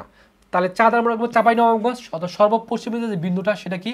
এই পশ্চিমে যে বিন্দুটা সেটা হলো চাঁপাইনবাবগঞ্জ, থানাটার নাম হলো শিবগঞ্জ, ইউনিয়নটা হলো মনাকষা, স্থানটার নাম হলো মনাকষা। তাহলে চাষি চ দ্বারা মনে রাখবো চাঁপাইনবাবগঞ্জ, স দ্বারা মনে রাখবো শিবগঞ্জ, ম দ্বারা মনে রাখবো মনাকষা, আর এইটা হলো স্থানটার নাম হলো মনাকষা। তো এইভাবে কিন্তু আমার মনে রাখতে হবে যে বাংলাদেশের উত্তরের জায়গাটা কি, কোন কোন জায়গা আছে, এবং সেই জায়গাটার জেলা কোনটা, থানা কোনটা, ইউনিয়ন কোনটা, স্থান কোনটা, যেগুলোটা কিন্তু আসতে পারে। এবার আসতে পারে উত্তরের যে জায়গাটা আছে সে জায়গাটা কোন ইউনিয়নের ভিতর পড়ছে বলতে হবে বাংলাবান্ধা। যে প্রশ্ন আসে, আমরা তো জানি যে সর্বদক্ষিণে কি আছে? সর্বদক্ষিণে আছে হলো সেরাদ্বীপ। কিন্তু প্রশ্ন যদি বলে যে আমাদের যে সর্বদক্ষিণে আছে সেই দক্ষিণের থানাটা কোন থানার ভিতরে বলছে, তাহলে বলতে হবে টেকনাফ। ইউনিয়নটা কোনটার ভিতরে বলছে, তাহলে বলতে হবে সেন্ট মার্টিন। সো ইউনিয়ন, থানা, জেলা এভাবে পড়তে হবে, কিন্তু পরীক্ষা কিন্তু একটু ঘুরে পেঁচায় দেয়। সো এই জিনিসটা খুবই ইম্পর্টেন্ট, এটা খুব ভালো করে পড়তে হবে। পাশাপাশি কি পড়তে হবে? পাশাপাশি পড়তে হবে হলো বাংলাদেশের সর্বদক্ষিণ পশ্চিমের থানা এবং জেলা হলো এই শ্যামনগর, সাতক্ষীরা। এটা একটু পড়তে হবে। এটা কোথায়? এই যে এটা হলো দক্ষিণ পাশ, এটা হলো দক্ষিণ, এটা হলো পশ্চিম, এটা হলো পশ্চিম। তার মানে দক্ষিণ পশ্চিম এই যে জায়গাটা আছে, এই জায়গাটার নাম কি? এটা হলো শ্যামনগর, সাতক্ষীরা। অর্থাৎ এই জায়গাটার নাম হলো শ্যামনগর, সাতক্ষীরা। বাংলাদেশের সবচেয়ে ছোট প্রশাসনিক বিভাগ কোনটি? সেটা হলো সিলেট। এটা একটু পড়ে রাখতে হবে। এটা হলো সিলেট, মাঝে মধ্যে এমসিকিউ দিয়ে দেয়, সিলেট। ওকে, তারপর আমরা চলে যাই। তারপর এখন আমাদের পড়তে হবে আয়তনে কোনটা সবচেয়ে বড়, বা মাঝে মধ্যে দিয়ে যায় জনসংখ্যায় কোনটা সবচেয়ে বড়। এখান থেকে কিন্তু মাঝে মধ্যে কিন্তু প্রশ্ন আসে, এটা একটু ভালো করে পড়তে হবে। বাংলাদেশের বৃহত্তম এবং ক্ষুদ্রতম প্রশাসনিক ইউনিট। তাহলে আমরা যদি প্রথমে আয়তন নিয়ে যদি একটু আলোচনা করি, যে আয়তনে, তার মানে বাংলাদেশের যে বিভাগগুলো আছে সেই বিভাগের ভিতরে সবচেয়ে আয়তনে বৃহত্তম কোনটা? চট্টগ্রাম। এবং চট্টগ্রামে কিন্তু বনভূমির পরিমাণ সবচেয়ে বেশি। আর ক্ষুদ্রতম কোনটি? ময়মনসিংহ। আবার যদি জেলার ভিতর যদি বলি যে আয়তনে কোন জেলাটা সবচেয়ে বড়, সেটা হলো রাঙামাটি। আমরা জানি রাঙামাটিতে অনেক পাহাড় পর্বত আছে, সেটা বড়। আর ক্ষুদ্রতম হলো নারায়ণগঞ্জ। এটা মনে রাখতে হবে, রানা ঢাক বাজায়, রানা রানা, আর ঢাক বাজায় দ্বারা ঢাকা বান্দরবান, ওটা পরে পড়তেছে। উপজেলার ভিতর যদি বলি আয়তনে সবচেয়ে বড় হলো শ্যামনগর, ওই যে সাতক্ষীরার শ্যামনগর। আর ক্ষুদ্রতম হলো শায়েস্তাগঞ্জ, হবিগঞ্জের। এটা উপাস শ্যাম গাধা। আর থানার ভিতর যদি বলি শ্যামনগর সবচেয়ে বড়, তারপর হলো ক্ষুদ্রতম হলো ওয়ারি ঢাকার। তারপরে সিটি কর্পোরেশনের ভিতরে গাজীপুর সবচেয়ে বড়, আর ক্ষুদ্রতম হলো সিলেট। আর পৌরসভার ভিতরে হলো সবচেয়ে বড় আয়তনে সেটা হলো বগুড়া, আর ক্ষুদ্রতম হলো ভিতরগঞ্জ শরীয়তপুর। ইউনিয়নের ক্ষেত্রে সবচেয়ে হলো বড় হলো সাজেক আয়তনে, আর ক্ষুদ্রতম হলো হাজিপুর ভোলা। আর যদি বলে জনসংখ্যায় কোথায় জনসংখ্যা সবচেয়ে বেশি, এখান থেকে কিন্তু প্রায় সময় প্রশ্ন চলে আসে। আমরা জানি এমনি ঢাকাতে সবচেয়ে বেশি হবে, এটা তো আমরা অনেকে জানি। তো ওইটা আমাদের পড়তে হবে যে যদি প্রশ্নটা এভাবে আসে, কিভাবে আসে যে জনসংখ্যা, এবার হলো জনসংখ্যায় এতগুলো জনসংখ্যা যদি আমরা আলোচনা করি যে বিভাগের ভিতরে যতগুলো বিভাগ আছে এর ভিতরে কোন বিভাগে জনসংখ্যা সবচেয়ে বেশি, তার বলবো ঢাকা। সবচেয়ে ক্ষুদ্রতম কোথায়? বরিশালে। অর্থাৎ বরিশালের লোক অনেক কম, কারণ বরিশালে আমরা বলি যে বরিশাল লোকজন মানে ঢাকায় বেশি চলে আসছে, বলে না লঞ্চে করে ঢাকায় বেশি চলে আসে, জন্য বরিশাল লোক সংখ্যা অনেক কমে গেছে। জেলার দিক দিয়ে যদি বলি তাহলে ঢাকায় সবচেয়ে বেশি, তারপর হলো বান্দরবানে সবচেয়ে কম, কারণ বান্দরবানে তো অনেক পাহাড় পর্বত, তাহলে বান্দরবানের লোকজন বেশি থাকে না। উপজেলার ক্ষেত্রে যদি বলি তারপর গাজীপুর যেহেতু ঢাকার ভিতরে, গাজীপুরে অনেক কলকারখানা আছে, এখানে লোকজন বেশি। আর ক্ষুদ্রতম হলো থানচি বান্দরবান, কারণ বান্দরবানে তো এমনি লোক কম থাকে। থানার ভিতরে যদি বলি থানার ভিতরে হলো গাজীপুর যেহেতু ঢাকা শহরে তো লোকজন একটু বেশি হবে। আর জনসংখ্যা ক্ষুদ্রতম হলো বিমানবন্দর এলাকার লোকজন যেহেতু বেশি বেশি উড়াল দিয়ে বাইরের দেশে চলে যায়, সেখানে লোক সংখ্যা কম, এভাবে মনে রাখতে পারি। তারপর হলো সিটি কর্পোরেশনের ক্ষেত্রে হলো ক্ষুদ্রতম হলো কুমিল্লা, তারপর হলো পৌরসভার ভিতরে বৃহত্তম হলো বগুড়া। আর ইউনিয়নের ক্ষেত্রে হলো যেহেতু সাভারের ধামসোনা একটা ইউনিয়ন, এবং এখানে যেহেতু সাভার তো ঢাকার ভিতরে তো লোকসংখ্যা একটু বেশি হবেই। আর সেন্ট মার্টিন যেহেতু একটা দ্বীপ, তো সেই দ্বীপে তো আসলে বেশি মানুষ থাকবে না। সো জনসংখ্যায় যদি বলা হয় ইউনিয়নের ভিতরে সবচেয়ে জনসংখ্যা কম কোথায়, সেটা বলতে হবে সেন্ট মার্টিন। সো এই জায়গাগুলো থেকে মাঝে মধ্যে প্রশ্ন চলে আসে। সো কোথায় আয়তনের কোনটা সবচেয়ে বড়, কোনটা ছোট, আর জনসংখ্যা কোথায় লোকসংখ্যা বেশি কোথায় কম, এই জিনিসগুলো কিন্তু পড়তে হবে, কারণ এখান থেকে কিন্তু মাঝে মধ্যে প্রশ্ন দিয়ে দেয়। তো এখন কিছু বানান আমাদের চেঞ্জ হয়েছে, বানানগুলো পড়তে হবে। বগুড়াকে কীভাবে ইংরেজিতে লেখা হয় সেটা একটু পড়ে নিতে হবে। বরিশালকে নিতে হবে যশোর, কুমিল্লা, চট্টগ্রাম। বিশেষ করে চট্টগ্রামটা আগে খুবই প্রবলেম হইতো, চট্টগ্রাম বাংলায় এভাবে লেখা লাগতো আর ইংলিশে লেখা লাগতো চিটাগাং। তো চিটাগাংটা এখন চেঞ্জ হয়ে চট্টগ্রামে কিন্তু উচ্চারণ, অর্থাৎ কিছু বানানের চেঞ্জ আসছে, সেই চেঞ্জ বানানগুলো একটু দেখে রাখতে হবে। বাংলাদেশে যে বিভিন্ন বিভাগ আছে বিভাগগুলো একটু পড়তে হবে। রংপুরে যে 8টা বিভাগ আছে 8টা বিভাগ একটু পড়তে হবে, যেমন ঠাকুরগাঁও, দিনাজপুর, রংপুর, গাইবান্ধা, নীলফামারী, লালমনিরহাট, কুড়িগ্রাম, পঞ্চগড়। সেটা আমরা এইভাবে ছন্দ দিয়ে মনে রাখতে পারি। ঠাকুরদি বলল রংপুরের গায়িকা নীলা খুব হতে গেছে, তো ঠাকুরদের মনে রাখবো ঠাকুরগাঁও। আর তারপর দি দ্বারা মনে রাখবো দিনাজপুর, দ্বারা মনে রাখবো রংপুর, গায়িকা দ্বারা মনে রাখবো গাইবান্ধা, নীলা দ্বারা মনে রাখবো নীলফামারী, আর দ্বারা মনে রাখবো লালমনিরহাট, দ্বারা মনে রাখবো কুড়িগ্রাম, আর হলো যেখানে হলো দ্বারা মনে রাখবো হলো পঞ্চগড়। সো আমরা যদি বলি রংপুরের জেলার সংখ্যা কয়টি? 8টি, এবং সেই 8টি জেলা মনে রাখার জন্য একটা লাইন দ্বারা মনে রাখতে পারে ঠাকুরদি বললো রংপুরের গায়িকা নীলা খুব হতে গেছে। বাদ বাকি জেলাগুলোর বিভাগগুলো জেলাগুলো একটু পড়তে জেলাগুলো আসে। রাজশাহীর বিভাগের জেলা 8টি, বরিশালের কয়টি? বরিশালের হলো 6টি, সিলেটের কয়টি? সিলেটের হলো 4টি, খুলনার কয়টি? 10টি, চট্টগ্রামের কয়টি? 11টি, ঢাকার কয়টি? 13টি, ময়মনসিংহের কয়টি? 4টি। সো মাঝে মধ্যে ম্যাক্সিমাম সময় দিয়ে দেয় কোন বিভাগের জেলার সংখ্যা সবচেয়ে বেশি, তাহলে পড়তে হবে হলো ঢাকার 13টি। আর হলো ময়মনসিংহ বিভাগের প্রত্যেকটি জেলা ভারতের সাথে সীমান্তবর্তী, তো ময়মনসিংহের যে 4টা জেলা আছে 4টা প্রত্যেকটাই ভারতের সাথে কানেক্টেড, মানে ভারতের সাথে তার সীমানা বা বর্ডার শেয়ার করছে। ওকে, তারপর হলো বাংলাদেশের যে প্রশাসনিক যে পরিচিতি, এটা একটা পড়তে হবে, কিন্তু মাঝে মধ্যে প্রশ্ন আসে যে স্বাধীনতার পূর্বে বিভাগ ছিল কয়টি? 4টি। কি ছিল? ঢাকা, চট্টগ্রাম, রাজশাহী, খুলনা। অর্থাৎ 1971 সালের আগে অন্য কোন বিভাগ ছিল না, জাস্ট 4টা ছিল। একটা ছিল ঢাকা, চট্টগ্রাম, রাজশাহী, খুলনা। তার ভিতরে ঢাকা ছিল সর্বপ্রথম। যদি আসে সর্বপ্রথম বিভাগ কোনটি ছিল, তাহলে হবে ঢাকা। তারপরে স্বাধীনতার পরে 1971 সালের পরে সৃষ্টি হয় হলো বরিশাল কত সালে? 1973 সালে। সিলেট হয় 1995 সালে। রংপুর হয় 2010 সালে।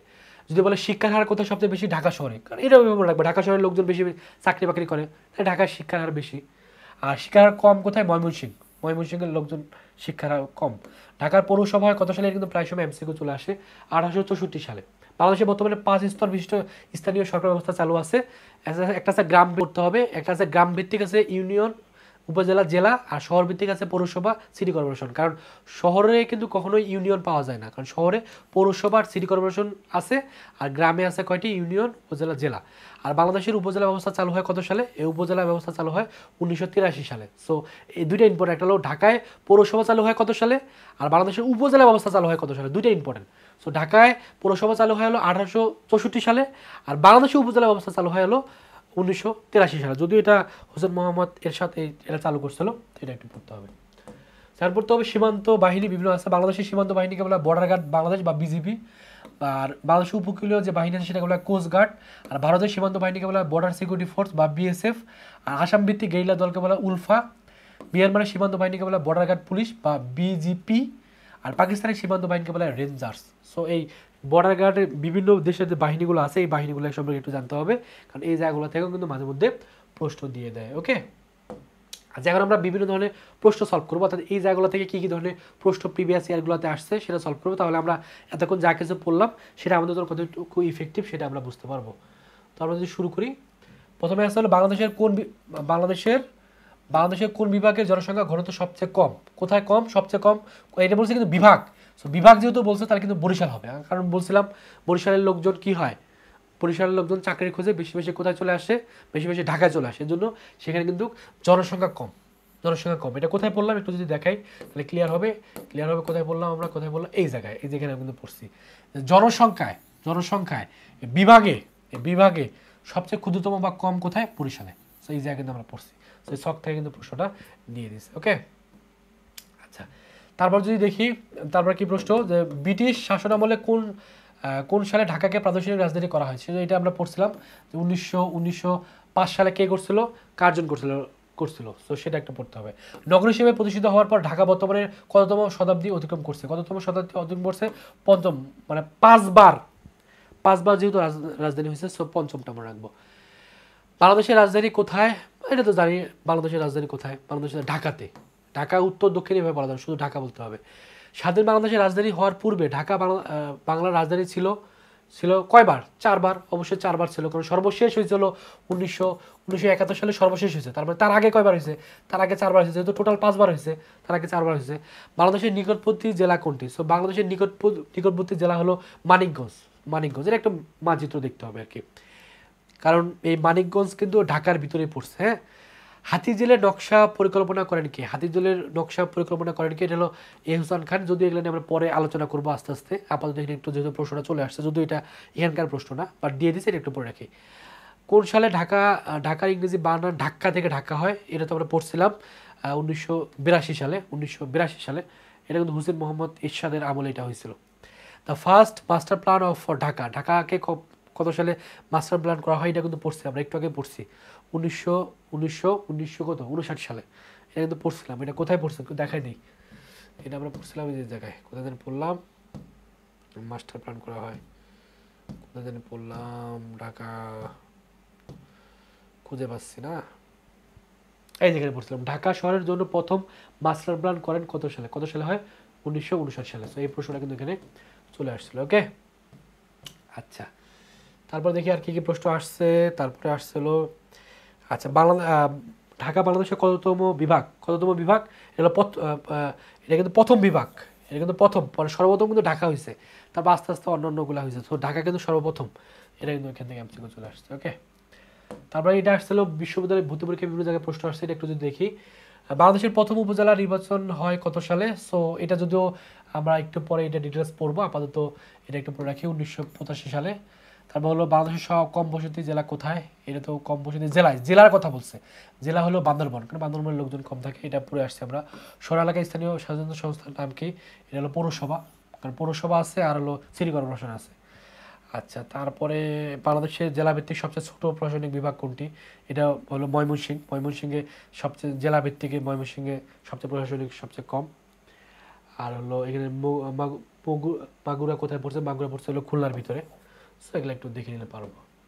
আচ্ছা, এখন আমাদের পড়তে হবে ছিটমহল নিয়ে, মানে ছিটমহল নিয়েও কিন্তু বিভিন্ন ধরনের প্রশ্ন বিগত সালগুলোতে কিন্তু প্রশ্ন আসছে।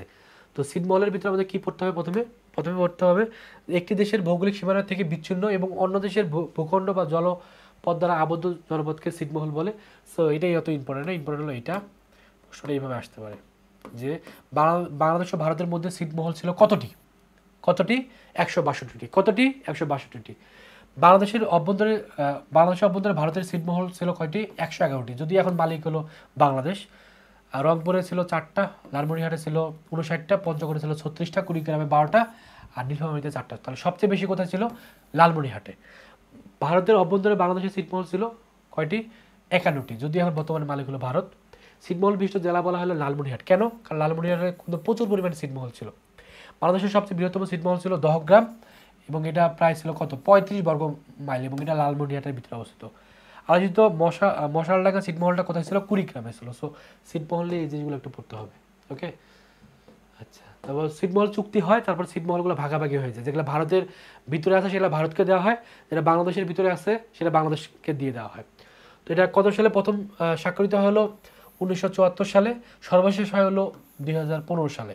সো ছিটমহল চুক্তির বিষয়বস্তু ছিল বাংলাদেশ দ্বীপে পঞ্চগড়ের জেলা বেরুবাড়ি এটা ভারতকে দিয়ে দেয়, আর ভারত বাংলাদেশকে দেয় হলো লালমনিরহাটের তিস্তা নদীর তীরে 3 বিঘা করিডোর। এটা হলো যে সর্বশেষ 2015 সালে এই চুক্তিটা হয়। এবং 3 বিঘা করিডোরের আয়তনটা কত? এই আয়তনটা কিন্তু প্রায় সময় চলে আসে। একটা হলো 178 দৈর্ঘ্য গুণন প্রস্থ, আর প্রস্থটা কত? 85 মিটার। আচ্ছা, বঙ্গোপসাগর সম্পর্কে জানতে হবে। বঙ্গোপসাগর নিয়ে মাঝে মধ্যে প্রশ্ন আসে। বঙ্গোপসাগরে পড়তে হবে যে পৃথিবীর বৃহত্তম উপসাগর হলো, উপসাগরকে গালফ যদি বলা হয় সেটা হলো মেক্সিকো উপসাগর, আর উপসাগরকে যদি বে বলা হয় সেটা কিন্তু বঙ্গোপসাগর। উপকূলীয় দেশ হলো 5টি, অর্থাৎ বঙ্গোপসাগরের উপকূলীয় দেশ হলো 5টি। একটা হলো বাংলাদেশ, ভারত, মিয়ানমার, থাইল্যান্ড, শ্রীলঙ্কা। অর্থাৎ এটা যদি হয় বাংলাদেশ আর এটা যদি হয় বঙ্গোপসাগর, সো এই পাশ বরাবর এখানে তো বাংলাদেশ আছেই, এই পাশে বাংলাদেশ আছে, এই পাশে কি আছে? ভারত আছে, তারপরে এই পাশে কি আছে? মিয়ানমার আছে, তারপরে এই পাশে থাইল্যান্ড আছে, হ্যাঁ, তারপরে এই পাশে কি শ্রীলঙ্কা আছে। তো এই বঙ্গোপসাগরে যে বঙ্গোপসাগর এর উপকূলে কোন কোন দেশগুলো আছে সেটাই বলছে। 5টা দেশ আছে। কি কি আছে? Sri Lanka, Bharat, Bangladesh, Myanmar, Thailand. বঙ্গোপসাগরের আয়তন কত? সেটা 22 লাখ বর্গ কিলোমিটার। বঙ্গোপসাগরের গভীরতা কত?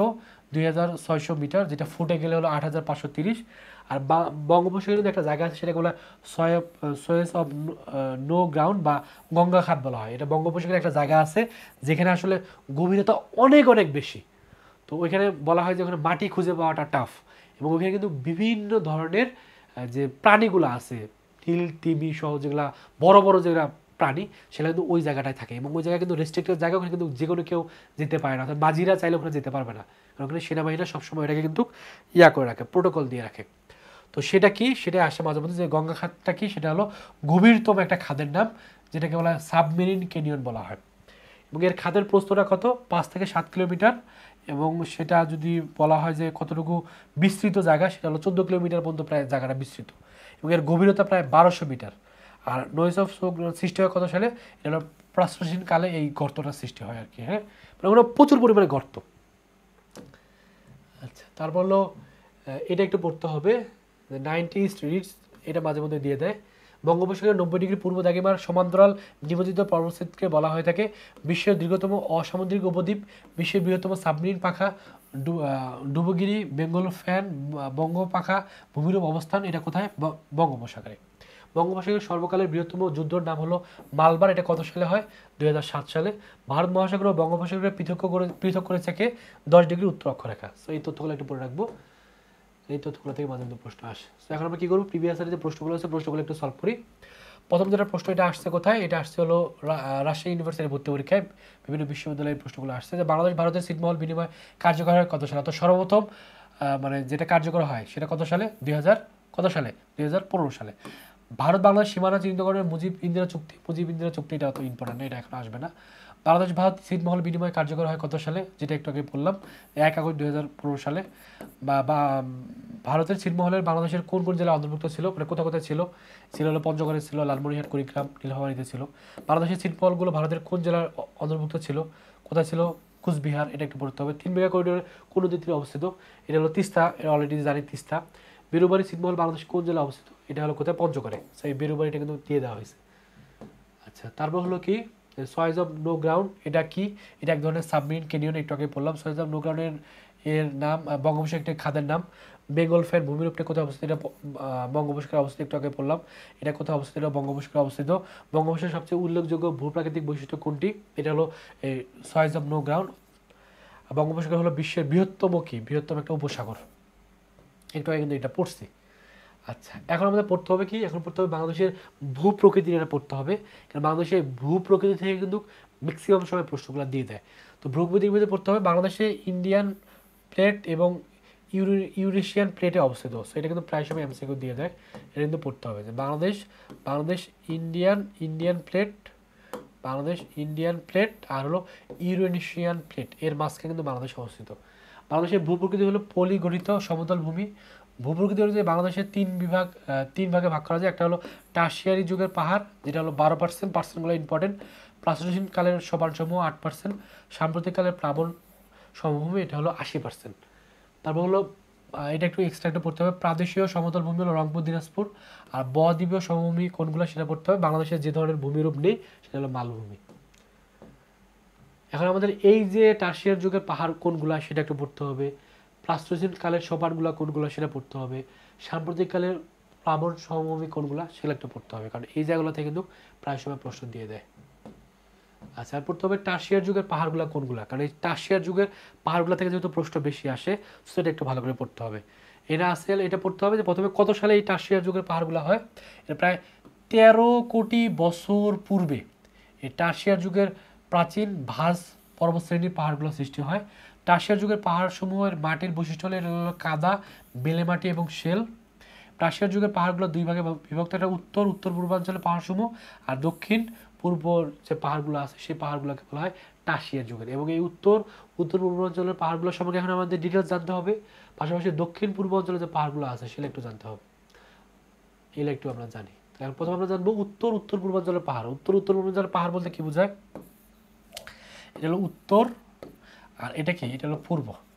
তার মানে এই কোনায় যে পাহাড়গুলো আছে অর্থাৎ সিলেটের আশপাশে যে পাহাড়গুলো আছে সেটা হলো টারশিয়ার যুগের, অর্থাৎ এগুলো কিন্তু টারশিয়ার যুগের হয়েছে, অর্থাৎ 13 কোটি বছর আগে এই পাহাড়গুলো হয়েছে। ওইখানে কিন্তু বিভিন্ন পাহাড় আছে, তো সেই পাহাড়গুলো সম্পর্কে জানতে হবে। সেই পাহাড়গুলো কোনগুলো, ওই আছে হলো ময়মনসিংহ, নেত্রকোনা, সিলেট, মৌলভীবাজার, হবিগঞ্জ। সেটা একটা ছন্দ দ্বারা মনে রাখতে পারি, মনে সিলমোহর দাও। ম দ্বারা মনে রাখবো ময়মনসিংহ, ন দ্বারা মনে রাখবো নেত্রকোনা, স দ্বারা মনে রাখবো সিলেট, আর এই যে মতে মনে রাখবো হলো মৌলভীবাজার, আর হ দ্বারা মনে রাখবো হলো হবিগঞ্জ। এগুলো সবগুলা উত্তর পূর্বাঞ্চলের পাহাড়গুলা। এবং উত্তর পাহাড় যেগুলো আছে সেই পাহাড়গুলোকে বলা হয় কি, এর মধ্যে টিলা বলা হয়ে থাকে। হ্যাঁ, সিলেটের যে পাহাড়গুলো আছে সেগুলো কিন্তু টিলা বলা হয়। এবং সেগুলো গড় উচ্চতা কত, 244।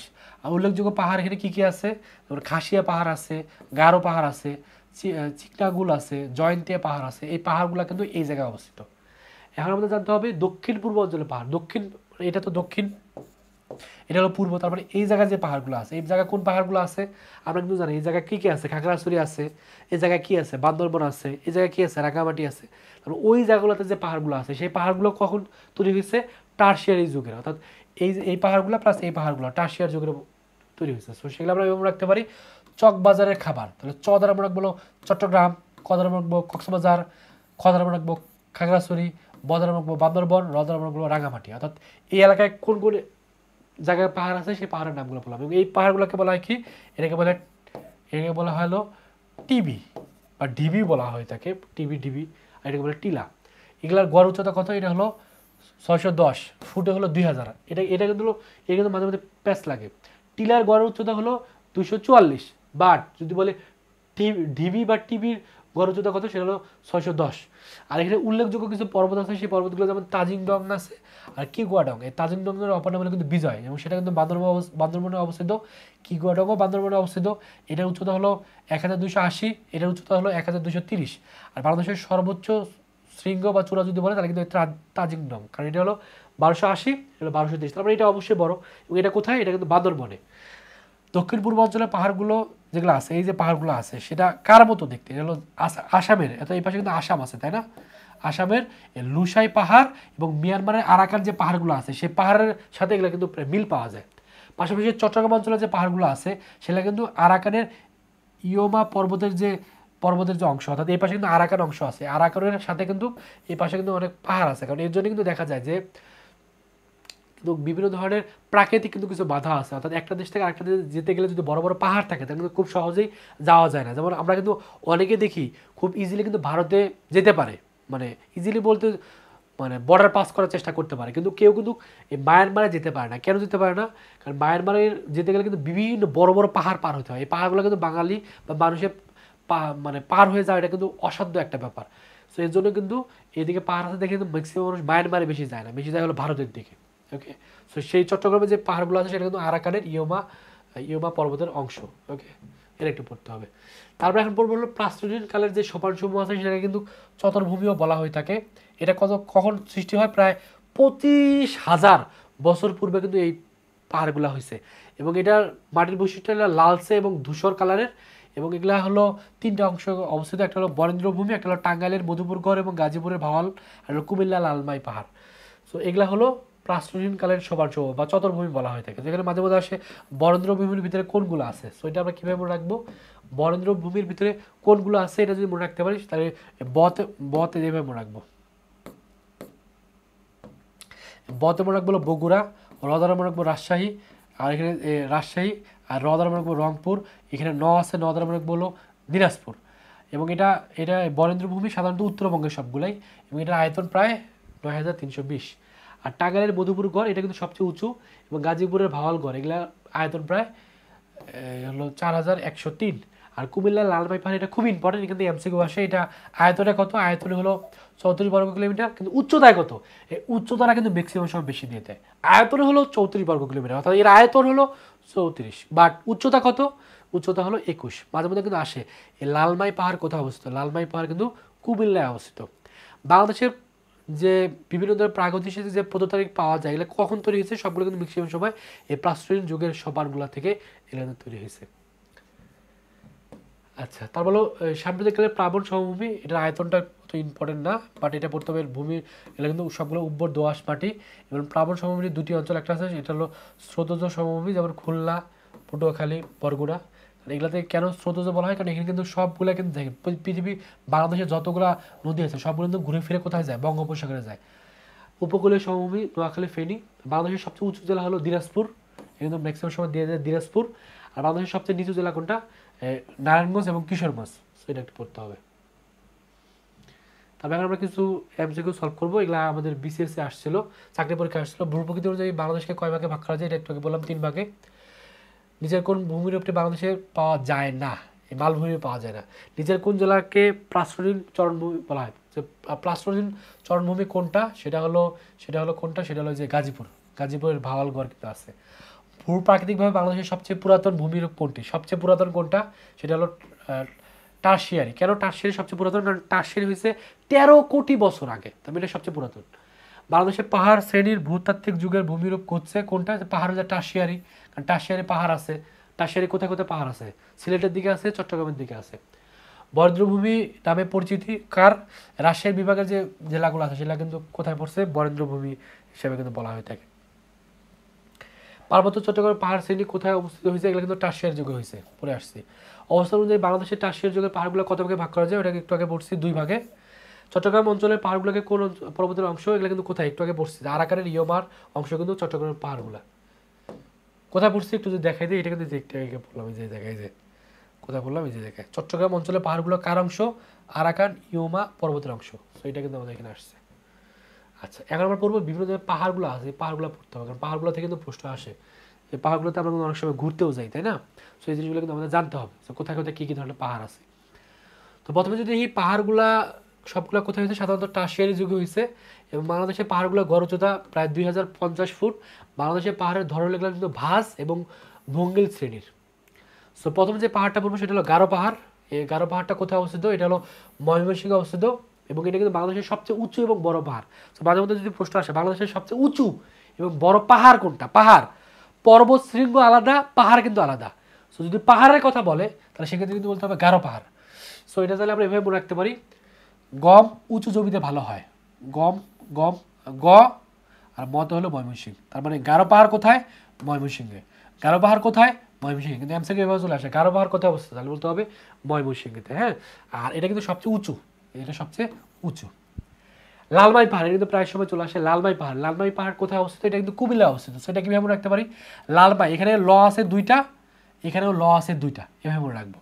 এবং এর অপর একটা নাম আছে সেটা রোহিতগিরি, এটা কিন্তু প্রায় সময় দিয়ে দেয়।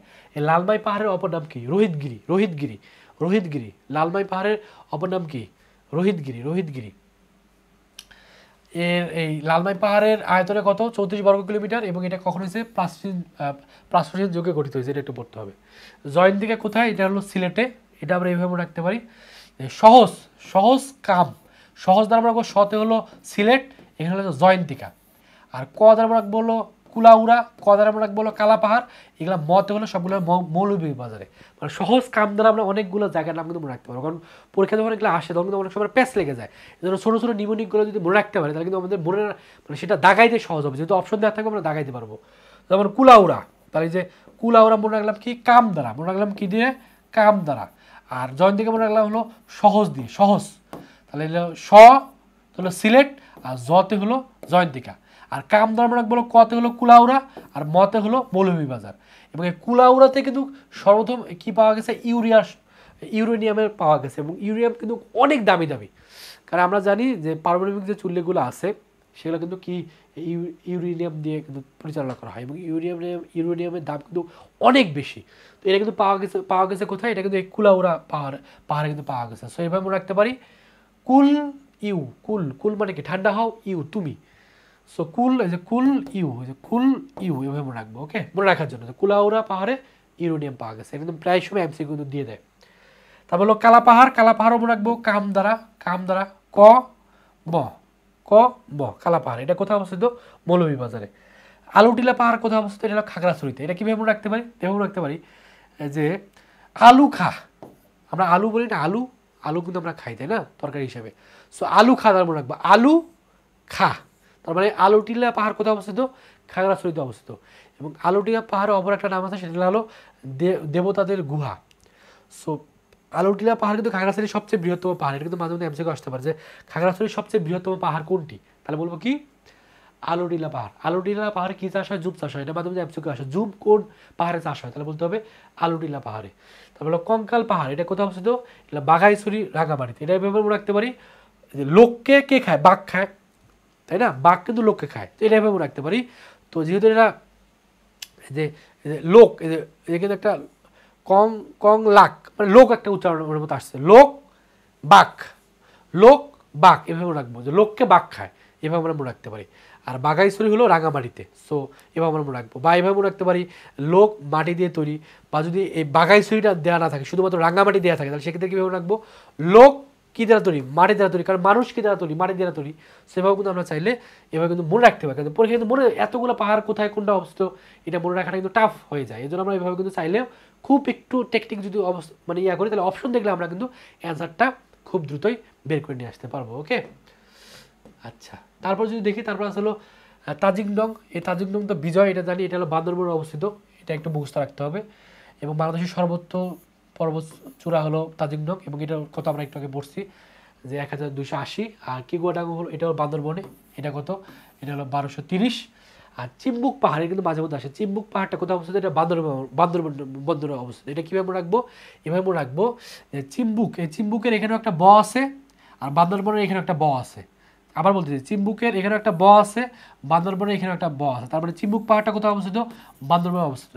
আমি আবার বলছি, এগুলো কেন মনে রাখবো, কারণ পরীক্ষা হলে যখন বান্দরবন দেওয়া থাকবে, খাগড়াছড়ি দেওয়া থাকবে, রাঙামাটি দেওয়া থাকবে, তখন একটা প্যাচ লাগবেই। এই জন্য আমাদের এইভাবে মনে রাখতে পারি, এখানে একটা ব আছে, এখানে একটা ব আছে। আর চিম্বুক পাহাড়ের অপর একটা নাম হলো পাহাড়ের রানী, বা এটা কিন্তু কালা পাহাড়ও বলা হয়, যদিও কালা পাহাড়ের নামে আলাদা একটা পাহাড় আছে, বাট এই চিম্বুক পাহাড়টাকেও কিন্তু কালা পাহাড় বলা হয়। নীলগিরি, নীলাচল, এগুলো হলো বান্দরবনে। সো এটা আমি মনে রাখতে পারি নীল বান্দর, একটা বান্দর তুমি দেখছো, বা একটা বান্দর আপনি দেখছেন, সেটা হলো নীল কালারের। তো এইভাবে মনে রাখবো নীল বান্দর, তার মানে নীল থাকলেই সেটা বান্দরবনে অবস্থিত। চন্দ্রনাথ পাহাড়, এটা মনে রাখবো সীতাকুণ্ড, চট্টগ্রামে। এটা কীভাবে মনে রাখতে পারি, চন্দ্রনাথ, তাহলে কীভাবে রাখবো, চট্টগ্রাম, চট্টগ্রাম। যদি চট্টগ্রাম অপশনে দেওয়া থাকে, চট্টগ্রাম না যদি সীতাকুণ্ড দেওয়া থাকে, তাহলে নাথের সাথে সীতা। এই নাথ বলতে কিন্তু সাধারণত শিবকে বোঝায়, এই শিবের সাথে কথা সীতার একটা সম্পর্ক, বা এইভাবে মনে রাখতে পারে একটা, এখানে একটা ধর্ম, একটা হিন্দু নাম আছে নাথ, এখানে একটা সীতা একটা নাম আছে। সেইভাবে চাইলে আমরা একটা কানেক্টেড করে পড়তে পারি। চন্দ্রনাথ পাহাড় বিন্দুদের তীর্থস্থানের জন্য বিখ্যাত, সেইভাবে মনে রাখতে পারবো। বা বাটালি পাহাড়, বাটালি গুড় গ্রামে পাওয়া যায়, সেইভাবে মনে রাখবো। বাটালি গুড় একটা কিন্তু গুড়, সেটা কোথায় পাওয়া যায়, গ্রামে পাওয়া যায়।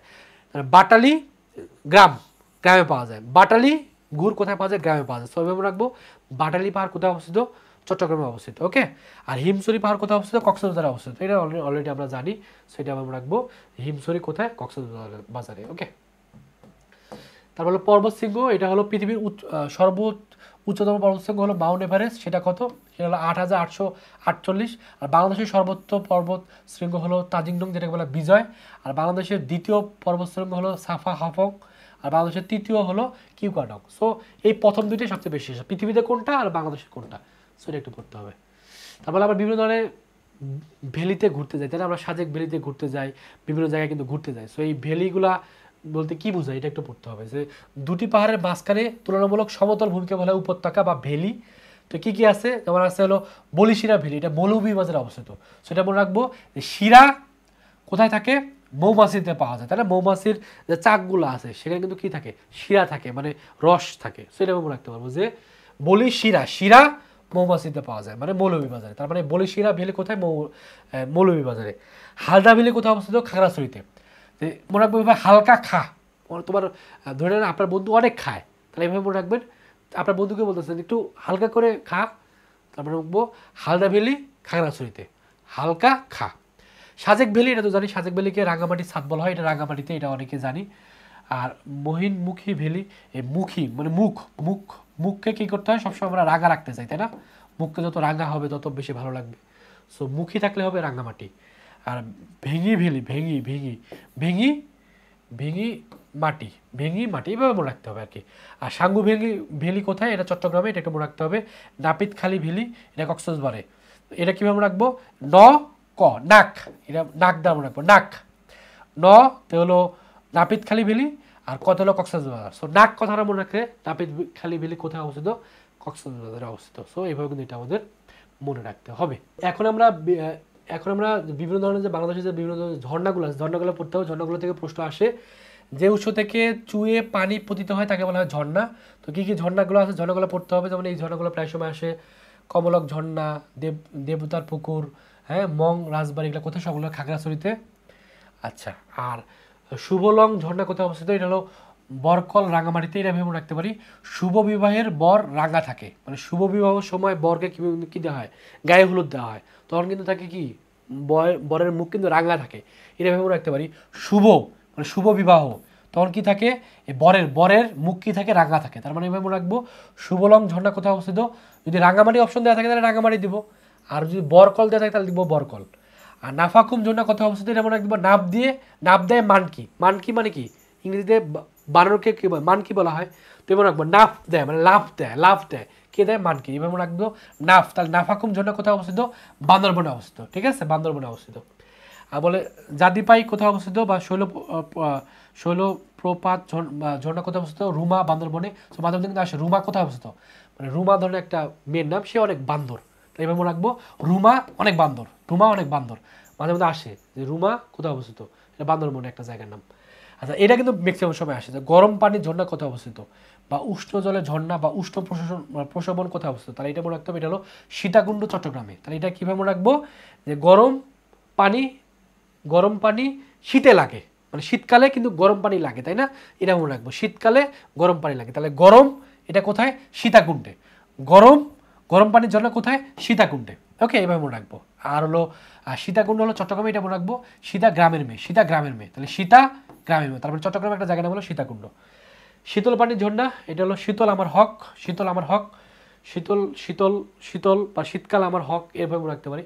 তাহলে শীতল দ্বারা মনে রাখবো শীতল, হক দ্বারা মনে রাখবো হিম, আর দ্বারা মনে রাখবো কক্সবাজার। ওকে, সেভাবে আমরা মনে রাখতে পারি। আর হলো জলপ্রপাত থেকে মাঝে মধ্যে প্রশ্ন আসে, সো এটাও একটু পড়তে হবে। এক্ষেত্রে পড়তে হবে প্রবাহিত জলধারায় যখন কোনো খাড়া স্থানে এসে পরে পতিত হয় তখন তাকে জলপ্রপাত। অর্থাৎ এখান থেকে কোনো একটা ঝর্ণা পাহাড় থেকে পরে একবার খাড়া নিচের দিকে পড়লো, তখন একটা হয়। আমরা বাহুবলী মুভিতে দেখছি যে একটা বড় জলপ্রপাত ছিল। সো ওরকম কিছু জলপ্রপাত আছে, এগুলো একটু পড়তে হবে। যদি বলে মাধবকুণ্ড জলপ্রপাত কোথায় অবস্থিত, সেটা হলো বড়লেখা মৌলভীবাজারে। এটার বাংলাদেশের বৃহত্তম জলপ্রপাত কোনটা? সেটা হলো মাধবকুণ্ড জলপ্রপাত, এটা একটু মনে রাখতে হবে। পরিকুণ্ড জলপ্রপাত কোথায় অবস্থিত? সেটা হলো বড়লেখা মৌলভীবাজারে। এভাবে রাখতে হবে। পরিমণি অনেক বড় লোক মানুষ, এভাবে মনে রাখতে পারি। হাম জলপ্রপাত কোথায় অবস্থিত? এটা হলো কমলগঞ্জ মৌলভীবাজারে, হাম। তারপর হলো রিজুক জলপ্রপাত কোথায় অবস্থিত? এটা হলো রুমা, বান্দরবনে। বাংলাদেশের উচ্চতম জলপ্রপাত হলো রিজুক জলপ্রপাত। নাকাকুম জলপ্রপাত কোথায় অবস্থিত? থানচি, বান্দরবনে। এদের নাপ দেয় নাচে কে? বান্দর। নাপ দেয় নাচে বান্দর, থানচি নাচে, একটা মিল আছে। বাকলাই বা ফাইভে কোথায় অবস্থিত, বান্দরবনে অবস্থিত। সো এটা একটু মনে রাখতে হবে। সবগুলো তো আসলে নিমোনিক দেওয়া পসিবল না, যেগুলো দেওয়া সম্ভব সেটা কিন্তু আমি দিয়ে দিচ্ছি, আর বাদ বাকি একটু পড়তে হবে। হ্যাঁ, আচ্ছা, তারপর কি, তারপরে লেক, লেক নিয়ে পড়তে হবে। লেকগুলো থেকে প্রশ্ন আসে।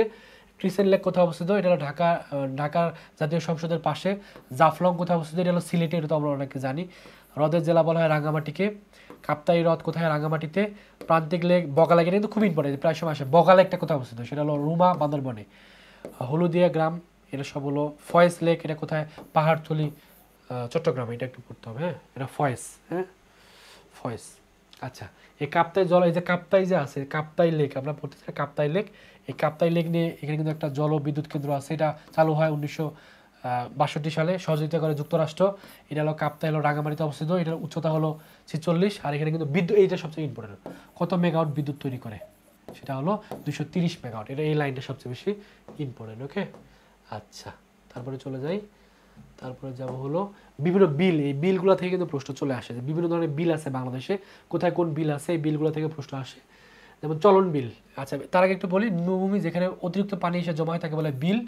আর মিঠা পানির উৎস হলো তিনটি, একটা বিল, হাওর, বাওর আর হলো পুকুর। এটা খুব ইম্পর্টেন্ট, এই প্রায় সময় চলে আসে। মিঠা পানির উৎস কোনটি, বলবো পুকুর। পুকুর কিন্তু মিঠা পানির উৎস। অনেকে মনে করি নদী, নদী কিন্তু না, বিল, হাওর আর হলো পুকুর। তো চলন বিলটা কোথায় অবস্থিত, এটা হলো নাটোর, পাবনা, সিরাজগঞ্জে।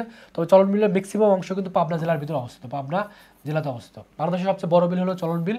বাংলাদেশের মিঠা পানির মাছের সবচেয়ে বড় উৎস হলো চলন বিল। আর চলন বিলের ভিতর দিয়ে একটা নদী প্রবাহিত, যেটা খুব ইম্পর্টেন্ট, এটা অনেকবার আসছে, আত্রাই নদী।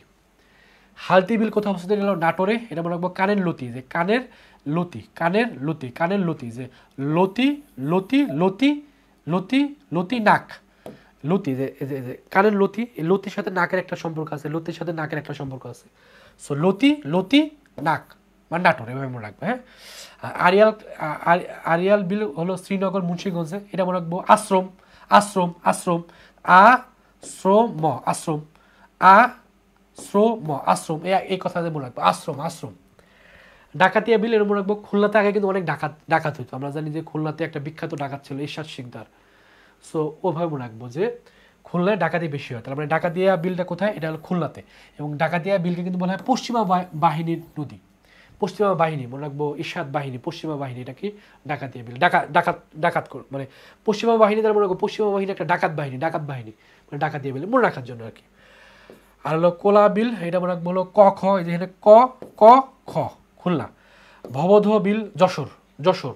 ভতে হলো ভালোবাসা, যশোরে অনেক মানে যেমন মাইকেল মধুসূদন দত্ত কিন্তু অনেক, সে দেশকে অনেক ভালোবাসতো, তো এভাবে মনে রাখতে পারি। মাইকেল মধুসূদনের বাসা কোথায়, যশোরে। তারপরে ভবদহ কোথায়, যশোরে। তামাবিল, সিলেট।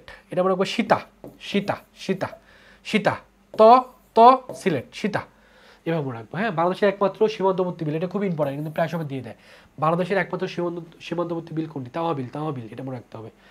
বাইক্কা বিল কোথাও অবস্থিত, শ্রীমঙ্গল, মৌলভীবাজারে। বাস, বাইক্কা, বাইক্কা বাস, বাস মানে না, বাইক্কা বাস দিব, বাস, বাস দ্বারা মনে রাখবো কীভাবে, ব ব স, বাইক্কার ব, শ্রীমঙ্গলের স, তাহলে বাইক্কা বিল কোথায়, শ্রীমঙ্গল বা মৌলভীবাজারে। কাইয়ার বিল কোথায়, কক্সবাজারে। ক ক ক ক, এভাবে মনে রাখবো। কাইয়ার বিল কোথায়, কক্সবাজারে। কাইয়ার বিল কোথায়, কক্সবাজার, মানে ক ক বা কাক কাক, এভাবে মনে রাখতে পারি। ঠিক আছে, মনে রাখার জন্য আর কি, মনে তো রাখতে হবে। হাওর, হাওরটা একটু পড়তে হবে। হাওরটা কোথায়, প্রাকৃতিক প্রাকৃতিক প্রাকৃতিক অবনমনের কারণে সৃষ্ট ঘোড়ার খড়ি দিয়ে কিন্তু আসে, যে হাওরটা দেখতে কেমন। হ্যাঁ, এটা একটু পড়তে হবে। ঘোড়ার খড়ের মতো, যে পিরিচের মতো দেখতে আর কি। হ্যাঁ, আচ্ছা, হাওরের গুলো দেশের যে কোথায়, যে এটা কোন জায়গায়, এটা কিন্তু প্রায় সময় আসে উত্তর পূর্বাঞ্চলে, অর্থাৎ যে উত্তর, এটা হলো উত্তর দিক, এটা যে বাংলাদেশের উত্তর, আর এটা হলো পূর্ব। তার মানে হাওরগুলো কোথায়, সিলেটের দিকে, সিলেটের দিকে। এখানে 7টি জেলা অবস্থিত, সেটা মনে রাখতে পারি। সুবা ও মৌ সিংহকে নিয়ে, এটা এভাবে মনে রাখতে হবে। সুবা ও মৌ, সুবা একটা মেয়ের নাম, মৌ একটা মেয়ের নাম, তারা কি কিনছে, সিংহ, একটা খেলনা, একটা সিংহ কিনছে, এটাতে মনে রাখতে পারি। তাহলে সদর মনে রাখবো সুনামগঞ্জ, বাদার মনে রাখবো ব্রাহ্মণবাড়িয়া, মদার মনে রাখবো মৌলভীবাজার, সদর মনে রাখবো সিলেট, আর হদার মনে রাখবো হবিগঞ্জ, কদার মনে রাখবো কিশোরগঞ্জ, আর নদর হলো নেত্রকোনা। এগুলোতে কি অবস্থিত, এই হাওরগুলো অবস্থিত। সবচেয়ে বেশি হাওর আছে সুনামগঞ্জে, এবং হাওরের জেলা বলা হলো সুনামগঞ্জ। হাওর এলাকার গেটওয়ে, মানে হাওর এলাকার প্রবেশের মানে প্রবেশপথ কোনটা, সেটা হলো কিশোরগঞ্জ। কিশোরগঞ্জ হয়ে আমাদের সুনামগঞ্জে প্রবেশ করতে হয়। বাংলাদেশ জেলাগুলোর মধ্যে সবচেয়ে নিচু কোনটা, সেটা হলো সুনামগঞ্জ এবং কিশোরগঞ্জ, এটা সবচেয়ে বেশি নিচু। হাওর বেশি আছে, এটা নিচু। হাওর, কিছু হাওর আছে, হাওরের নামগুলো একটা পড়তে হবে, কারণ এখান থেকে মাঝে মধ্যে প্রশ্ন আসে। যেমন হাকালুকি হাওর, খুবই ইম্পর্টেন্ট, এটা খুবই ইম্পর্টেন্ট। এটা মনে রাখবে হাসি দ্বারা, হাসি হাসি হা হা সি, সিলেটে। হাকালুকি কোথায়? সিলেটে, মানে মৌলভীবাজার ও সিলেট যদিও বলে, তবে ম্যাক্সিমাম জায়গাটা সিলেটের ভিতরে পড়ছে। তাহলে সিলেট হাকালুকি, বাংলাদেশের বৃহত্তম হাওর হলো হাকালুকি হাওর। হাইল হাওর কোথায় অবস্থিত? এটা হলো মৌলভীবাজার। এর অপর নাম হলো লতা পাহাড় হাওর। হাইল হাওরের বাইক্কা বিল হলো বাংলাদেশের প্রথম মৎস্য অবস্থান, এটা পড়তে হবে। টাঙ্গর হাওর, এটা খুবই ইম্পর্টেন্ট। টাঙ্গর হাওর, টাঙ্গর হাওরের অপর নাম কি? রামসার হাওর। এর স্থানীয় নাম হলো নয় কুড়িকান্দার ছয়কুড়ি বিল। এটা হলো সুনামগঞ্জ অবস্থিত। সো এভাবে মনে রাখবো, টাকা থাকলে সুনাম হয়। তাহলে সুনামগঞ্জে টাঙ্গর, টাকা টাঙ্গর, আর সুনাম, তার টাকা থাকলে সুনাম হয়, তার মানে টাঙ্গর হাওর সুনামগঞ্জে। আর 2000 সালে সুনামগঞ্জের টাঙ্গর হাওরকে রামসার সাইট হিসেবে স্বীকৃতি দেওয়া হয়। কত সালে? 2000 সালে। এবং টাঙ্গর হাওর কিন্তু পরিবেশগতভাবে সংকটাপন্ন এলাকা, অর্থাৎ এখানে কিন্তু একটা রেস্ট্রিকশন দেওয়া আছে। বুরবুর হাওর কোথায় অবস্থিত? জয়ন্তিয়া, সিলেটে। বাংলাদেশের ক্ষুদ্রতম হাওর হলো বুরবুক হাওর। বুরবুক হাওরের আয়তন মাত্র 41 হেক্টর, এটা একটু পড়তে হবে। আর ইটনা হাওর কিশোরগঞ্জে। নিকলি হাওর কোথায় অবস্থিত? কিশোরগঞ্জ, এটা কিন্তু মাঝে মধ্যে দিয়ে দেয়। সো এটা এরপরে আমরা চর সম্পর্কে জানবো। তো চরের ভিতরে কি প্রথমে যেটা জানবো, চর কাকে বলে বা চর জিনিসটা কি? নদীর মোহনায় বা নদীর অভ্যন্তরে পলি জমে যে ভূখণ্ড জেগে ওঠে তাকে বলা হয় চর। অর্থাৎ এটা যদি একটা নদী হয়, বা দেখা যায় নদীতে কি হয়, আস্তে আস্তে নদীতে যখন এদিক দিয়ে অনেক পানি থাকে, তখন আস্তে আস্তে কমতে কমতে কিন্তু এগুলা অন্যদিকে কিন্তু প্রবাহিত হতে থাকে, তাই না? সো এই জায়গাগুলোতে তখন একটা কী হয়, অনেক বালি পরে এখানে একটা চর সৃষ্টি হয়। তো এরকম কিন্তু বাংলাদেশে অনেক সংখ্য চর আছে যেখানে কিন্তু মানুষজন বাস করে। তো এই চরগুলো থেকে কিন্তু মাঝে মধ্যে প্রশ্ন আসে। যদিও অসংখ্য চর আছে, সব চর আমাদের জানতে হবে না, বাট যেগুলো নোন বা যেই জায়গাগুলো থেকে বিভিন্ন জায়গায় প্রশ্ন আসতেছে সেটা কিন্তু আমাদের অবশ্যই জানতে হবে। তো এর ভিতরে আমাদের বিখ্যাত যে চরগুলো আছে, যেমন নির্মল চর, এটা বাংলাদেশের সীমান্তবর্তী চর, এটা ইম্পর্টেন্ট, প্রায় সময় চলে আসে, এটা রাজশাহীতে অবস্থিত এবং বিভিন্ন সময় চাকরি পরীক্ষায় প্রশ্নটা আসছে। দুবলার চর বা জাফলং পয়েন্ট যেটাকে বলা হয়, এটা হলো, বা পাটনির চর, এটা কিন্তু সুন্দরবনে অবস্থিত। তারপর ছিল চর তুফানিয়া বা ফাত্রার বন, এটা হলো পটুয়াখালীতে অবস্থিত। তার উড়ির চর, এটা হলো চট্টগ্রামে অবস্থিত। তারপর হলো চর গজারিয়া, এটা আমরা এইভাবে মনে রাখতে পারি, লক্ষ্মীপুরে অবস্থিত। এটা খুব ইম্পর্টেন্ট, বারোমঙ্গা আসছে, চর গজারিয়া কোথায়? তো লক্ষ্মীপুরে মানুষজন কিন্তু খুব মারামারি করে, কি নিয়ে? গজা, মানে গজা নিয়ে মারামারি করে, এটা একটা অস্ত্রের নাম। তো এইভাবে মনে রাখতে পারি, মানে টেকনিক দিয়ে, যে গজা নিয়ে লক্ষ্মীপুরে মানুষ মারামারি করে। তাহলে এই গজা লক্ষ্মীপুর, গজা লক্ষ্মীপুর। চর আলেকজান্ডার, সেটা হলো লক্ষ্মীপুর, এটা এইভাবে মনে রাখতে পারি। আলেকজান্ডারের নায়িকা লক্ষ্মী। আমি জানি একটা নায়ক ছিল আগে, অনেক আগে একটা নায়ক ছিল, নায়কের নাম ছিল, বাংলাদেশে একটা নায়ক ছিল সিনেমার, সেটা হলো আলেকজান্ডার, তার নায়িকার নাম ছিল লক্ষ্মী। তার মানে চর আলেকজান্ডার যদি বলে, সেটা কোথাও অবস্থিত? লক্ষ্মীপুরে অবস্থিত। এভাবে কিন্তু প্রশ্ন আসবে। মুহুরীর চর কোথাও অবস্থিত? ফেনীতে অবস্থিত। এটা মনে রাখবো। মুহুরীর অনেক ফ্যান আছে, মুহুরী যারা দলিল লেখে তাদের কিন্তু মুহুরী বলা হয়, এবং তাদের কিন্তু অনেক ভক্ত থাকে, ভক্তকে আমরা ফ্যান ফলোয়ার বলি। তো এভাবে রাখবো, মুহুরী ফেনী, ফ্যান ফেনী, ফেনী, এভাবে মনে রাখবো। চর শাহাবানি বা হাতিয়া বা চর সৃজনী সুবর্ণচর, এ ভাষাঞ্চর, এটা খুবই ইম্পর্টেন্ট। এই ভাষাঞ্চর কত, এর আয়তন কত? এটা প্রায় সময় চলে আসে, এটা 65 বর্গ কিলোমিটার, এটা কিন্তু খুবই ইম্পর্টেন্ট। এই ভাষাঞ্চরটা কোথায় অবস্থিত? এটা কিন্তু নোয়াখালী অবস্থিত, এটা খুবই ইম্পর্টেন্ট। যে ভাষাঞ্চর কোথায়? নোয়াখালী। ভাষাঞ্চর কোথায়? নোয়াখালী। ভাষাঞ্চর মানে কি? চরটা ভেসে গেছে, তার মানে সেটা খালি হয়ে গেছে, আমরা এভাবে রাখবো যে খালি, নোয়াখালী খালি, খালি হয়ে গেছে, কোথায়? এই ভাষাঞ্চর। তারপর রাখবো ভাষাঞ্চর, ভেসে চরটা চলে গেছে, তারপরে খালি হয়ে গেছে, এবার মনে রাখতে পারি ভাষাঞ্চর কোথায়? নোয়াখালী অবস্থিত। এটা কিন্তু অনেকবার আসছে। আর এখানে কিছু ব্যক্তির নামে কিছু চর আছে, চরগুলো সবগুলো হলো ভোলায় অবস্থিত, এবং ভোলাতে কিন্তু সবচেয়ে বেশি চর আছে, এই জন্য মাঝে মধ্যে আসে। বাংলাদেশের চরের সংখ্যা সবচেয়ে বেশি কোথায়? ভোলা জেলায়। যেমন চর জব্বার একটা ব্যক্তির নাম, চর জহিরুদ্দিন একটা ব্যক্তির নাম, চর নিউটন, বিজ্ঞানী নিউটন ওই একটা ব্যক্তির নাম, চর নিজাম, চর ফয়েজউদ্দিন, চর মানিক, চর মনপুরা, এটা কিন্তু একটা প্রায় সময় আসে। আমরা কিন্তু একটা মনপুরা মুভি দেখছি, তাই না? চঞ্চল চৌধুরী, সেই চর মনপুরা কিন্তু কোথায় অবস্থিত? এটা কিন্তু ভোলাতে অবস্থিত। চর জঙ্গলি, জঙ্গলি কিন্তু একটা মুভির নাম, মুভির নাম, ব্যক্তির নাম। চর কুকরি মুকরি, এটা কিন্তু প্রায় সময় আসে, যে চর কুকরি মুকরিটা কোথায় অবস্থিত? এটা কিন্তু ভোলা অবস্থিত। চর কলমি, চর ফ্যাশন, চর ফ্যাশন মানে ফ্যাশন ট্যাশন দেখায় মুভিতে, হ্যাঁ। চর কলমি, কলম টলম, এগুলো সব কোথায়? এটা সব ভোলাতে অবস্থিত। ওকে, সো এই জিনিসটা একটু ভালো করে আমাদের পড়তে হবে, কারণ চর থেকে কিন্তু মাঝে মধ্যে আমাদের প্রশ্ন চলে আসে। এখন আমাদের পড়তে হবে সমুদ্র সৈকত, এটা খুব ইম্পর্টেন্ট, যেহেতু সমুদ্র সৈকত আমাদের বেশি নাই, দু একটা সমুদ্র সৈকত আছে এবং ওই জায়গাগুলো থেকে বেশি প্রশ্ন আসে। তার মধ্যে বিখ্যাত কোনটা? আমরা কিন্তু প্রায় সময় কক্সবাজারে ঘুরতে যাই, এই কক্সবাজার এবং ইনানি, এটা কিন্তু কোথাও অবস্থিত? কক্সবাজারে অবস্থিত। তো এটা বাংলাদেশের বা বিশ্বের দীর্ঘতম প্রাকৃতিক সমুদ্র সৈকত হলো কক্সবাজার, এবং এটা কত, এই যে দৈর্ঘ্যটা বেশি আসে 120 কিলোমিটার, 120 কিলোমিটার। কুয়াকাটা এটাকে বলা সাগরকন্টা, এটা কোথায় অবস্থিত? পটুয়াখালী অবস্থিত। বাংলাদেশের দ্বিতীয় বৃহত্তম প্রাকৃতিক সমুদ্র সৈকত হলো কুয়াকাটা, এবং এটা কত? 18 কিলোমিটার। এটা 18 কিলোমিটার। এটা আমি মনে রাখবো, কুয়াকাটা 18+ মানুষজনের জন্য, জাস্ট মনে রাখার জন্য। এবং এখানে অত্যাধিক হোটেল, হলিডে হোমস অবস্থিত হলো কুয়াকাটাতে। শুধুমাত্র কুয়াকাটা সমুদ্র সৈকত হতে সূর্যোদয় এবং সূর্যাস্ত দেখা যায়, কিন্তু মাঝে মধ্যে আসে যে কুয়াকাটা সমুদ্র মানে কোথা থেকে সূর্যোদয় এবং সূর্যাস্ত দুইটা দেখা যায়। অনেকে মনে করে কক্সবাজার, না, কুয়াকাটা কিন্তু দুইটা দেখা যায়। আনোয়ারা, পতেঙ্গা পার্ক এগুলো সব চট্টগ্রামে। কটকা এটা সুন্দরবনে, কয়রার মানে সুন্দরবন, খুলনার কয়রার সুন্দরবনে আর কি। শুভ সন্ধ্যা সৈকত বা সমুদ্র সন্ধ্যা, মানে সন্ধ্যাটা মনে রাখবো, সন্ধ্যা থাকলে তালতালি বরগুনা, হ্যাঁ, তালতালি শুভ বিবাহ হলে পরের বিবাহ হয়, এবং মনে রাখবো বরগুনাতে শুভ সন্ধ্যা। মিনি কক্সবাজার বা মৈনক ঘাট হলো দোহার, ঢাকাতে হলো মিনি কক্সবাজার। বিশ্বের বৃহত্তম মেরিন ড্রাইভ কোথায়? সেটা হলো কক্সবাজার থেকে টেকনাফ, এর দৈর্ঘ্য কত? 80 কিলোমিটার। মাঝে মধ্যে কিন্তু আসে যে বাংলাদেশের যে মেরিন ড্রাইভ আছে, বিশ্বের বৃহত্তম মেরিন ড্রাইভ, সেটা কত কিলোমিটার? 80 কিলোমিটার। কোথা থেকে? কক্সবাজার থেকে টেকনাফ। এক্সক্লুসিভ ট্যুরিজম জোন কোনটা? সেটা হলো কক্সবাজার। এটা কিন্তু একটা মনে রাখতে হবে। ওকে, এখন আমাদের দ্বীপ নিয়ে জানতে হবে। দ্বীপ থেকে কিন্তু হিউজ পরিমাণে প্রশ্ন আসে, বিভিন্ন ধরনের দ্বীপ আছে, যদিও দ্বীপ অনেক, বাট যেগুলো গুরুত্বপূর্ণ, যেগুলো বিভিন্ন জায়গায় প্রশ্ন আসে, সেগুলো বেশি পড়তে হবে। কি কি আছে? প্রথম দ্বীপ জিনিসটা কি সেটা যদি বলি, মহাসাগর বা সাগরের অভ্যন্তরীণ চারদিকে পানি মিশ্রিত স্থলকে কি বলা হয়? দ্বীপ বলা হয়। এটা তো অলরেডি বুঝতে পারছি। সো দ্বীপের ভিতরে ইম্পর্টেন্ট যেটা হলো দক্ষিণ তালপট্টি, এটা অন্য এই অপর নামগুলো বেশি ইম্পর্টেন্ট এটার ক্ষেত্রে। নিউমুর বা পূর্বাশা দক্ষিণ তালপট্টির অপর নাম, বা আসতে পারে দক্ষিণ তালপট্টির পূর্ব নাম কি ছিল, তাহলে বলতে হবে পূর্বাশা বা নিউমুর। এটা কোথায়? এটা হলো হারিয়াভাঙ্গা নদীর মোহনায়, বঙ্গোপসাগরের বুকে, শ্যামনগর, সাতক্ষীরাতে। মাঝে মধ্যে আসে দক্ষিণ তালপট্টি কোথায়? এটা কিন্তু বঙ্গোপসাগরের বুকে, এবং সেটা কার কাছাকাছি? শ্যামনগর, সাতক্ষীরার কাছাকাছি। হারিয়াভাঙ্গাটা কিন্তু আমরা জানি, হারিয়াভাঙ্গা যে নদীটা সেটা কিন্তু ভারত এবং বাংলাদেশকে কিন্তু পৃথক করছে। আয়তন কত? আয়তন হলো 10 কিলোমিটার। এর বৈশিষ্ট্য হলো বাংলাদেশ এবং ভারতের মধ্যে একমাত্র বিরোধপূর্ণ স্থান এই দক্ষিণ তালপট্টি দ্বীপ, এবং ভারতও চাচ্ছে এই দ্বীপটা, বাংলাদেশও চাচ্ছে, মানে এটা নিয়ে এখনো দর কষাকষি চলতেছে। 1992 সালে খুলনা বিভাগের বাগেরহাট জেলার মংলা উপজেলার দক্ষিণে বঙ্গোপসাগরে।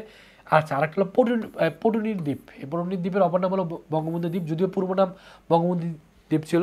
শেখ হাসিনার পতনের পর সে নামটা চেঞ্জ করে আগের নাম ছিল কি? পটুনির দ্বীপ। সেই পটুনির দ্বীপটা আসছে, এবং এটা কত সালে আবিষ্কার হয়? 1992 সালে। এবং এটা কোথাও অবস্থিত? খুলনা জেলার বাগেরহাট জেলার মংলা উপজেলার দক্ষিণে বঙ্গোপসাগরে। এই ভোলা নিয়ে খুব ইম্পর্টেন্ট, এখানে সবচেয়ে বেশি ইম্পর্টেন্ট হলো ভোলা। এই ভোলা দ্বীপটা নিয়ে একটু জানতে হবে। এই ভোলা দ্বীপের বেশ কয়েকটা নাম আছে, এবং এর পূর্ব নাম ছিল দক্ষিণ শাহবাজপুর। এটা কিন্তু খুব ইম্পর্টেন্ট, কারণ দক্ষিণ শাহবাজপুর এটা খুব ইম্পর্টেন্ট, এর পূর্ব নাম। এর অন্য নাম হলো দ্বীপের রানী, সাগর দ্বীপ, দ্বীপকন্যা, দ্বীপ জেলা, এক দ্বীপ এক জেলা, এই সবগুলো হলো ভোলার অপর নাম। ভোলারই অনেকগুলা নাম, এই জন্য এটা কিন্তু বেশি চলে আসে। বাংলাদেশের বৃহত্তম দ্বীপ ও একমাত্র দ্বীপ জেলা হলো ভোলা। এর আয়তনটা কত? আয়তন হলো 3,403। মনপুরা দ্বীপ, এটা তো জানি, মনপুরা দ্বীপ এটা ভোলাতে অবস্থিত, এবং এখানে একটা মুভি হয়েছে। এবং এটা বিভাগ রাখবো ভোলামন। তার মনপুরা কোথায়? ভোলাতে। অর্থাৎ ভোলা জেলার মেঘনা নদীর মোহনায়। এটা কিন্তু প্রায় সময় চলে আসে যে মনপুরা দ্বীপটা কোথায়? মেঘনা, মেঘনা অবস্থিত। এর আয়তন 373 বর্গ কিলোমিটার। মনপুরা দ্বীপে এদিকে কিন্তু প্রায় সময় আসে যে কোন দ্বীপে পর্তুগিজরা বসবাস করতো? মনপুরায় কারা? ভোলার মনপুরা দ্বীপে পর্তুগিজরা কি করতো? বসবাস করতো। মনপুরায় পর্তুগিজ, মনপুরা এখানে এখানে পর্তুগিজে আছে, এইভাবে আমরা মনে রাখতে পারি। হাতিয়া দ্বীপটা কোথায়? এটা নোয়াখালীর ভাসানচরে হাতিয়া দ্বীপটা অবস্থিত। হাতি আছে ভাসানচরে, এবার মনে রাখতে পারি। নিজুম দ্বীপ, এর অপর নাম হলো চর ইসামতি বা চর ওসমান। এটা কিন্তু প্রায় সময় আসে। নিজুম দ্বীপের অপর নাম কি? চর ওসমান কার অপর নাম? এটা হলো নিজুম দ্বীপের। এর অবস্থান হলো নোয়াখালী জেলার হাতিয়ার মেঘনা নদীর মোহনায় নিজুম দ্বীপটা অবস্থিত। সো এর আয়তন হলো 91 বর্গ কিলোমিটার। এটা মনে রাখতে পারি যে মেঘনা নিঝুম এখানে একটা আছে, এখানে একটা আছে, আর মেঘনার এখানে একটা আছে, এইভাবে মনে রাখতে পারি। নিজুম দ্বীপ কোথায়? নিজুম দ্বীপ কার মোহনায়? মেঘনার মোহনায়।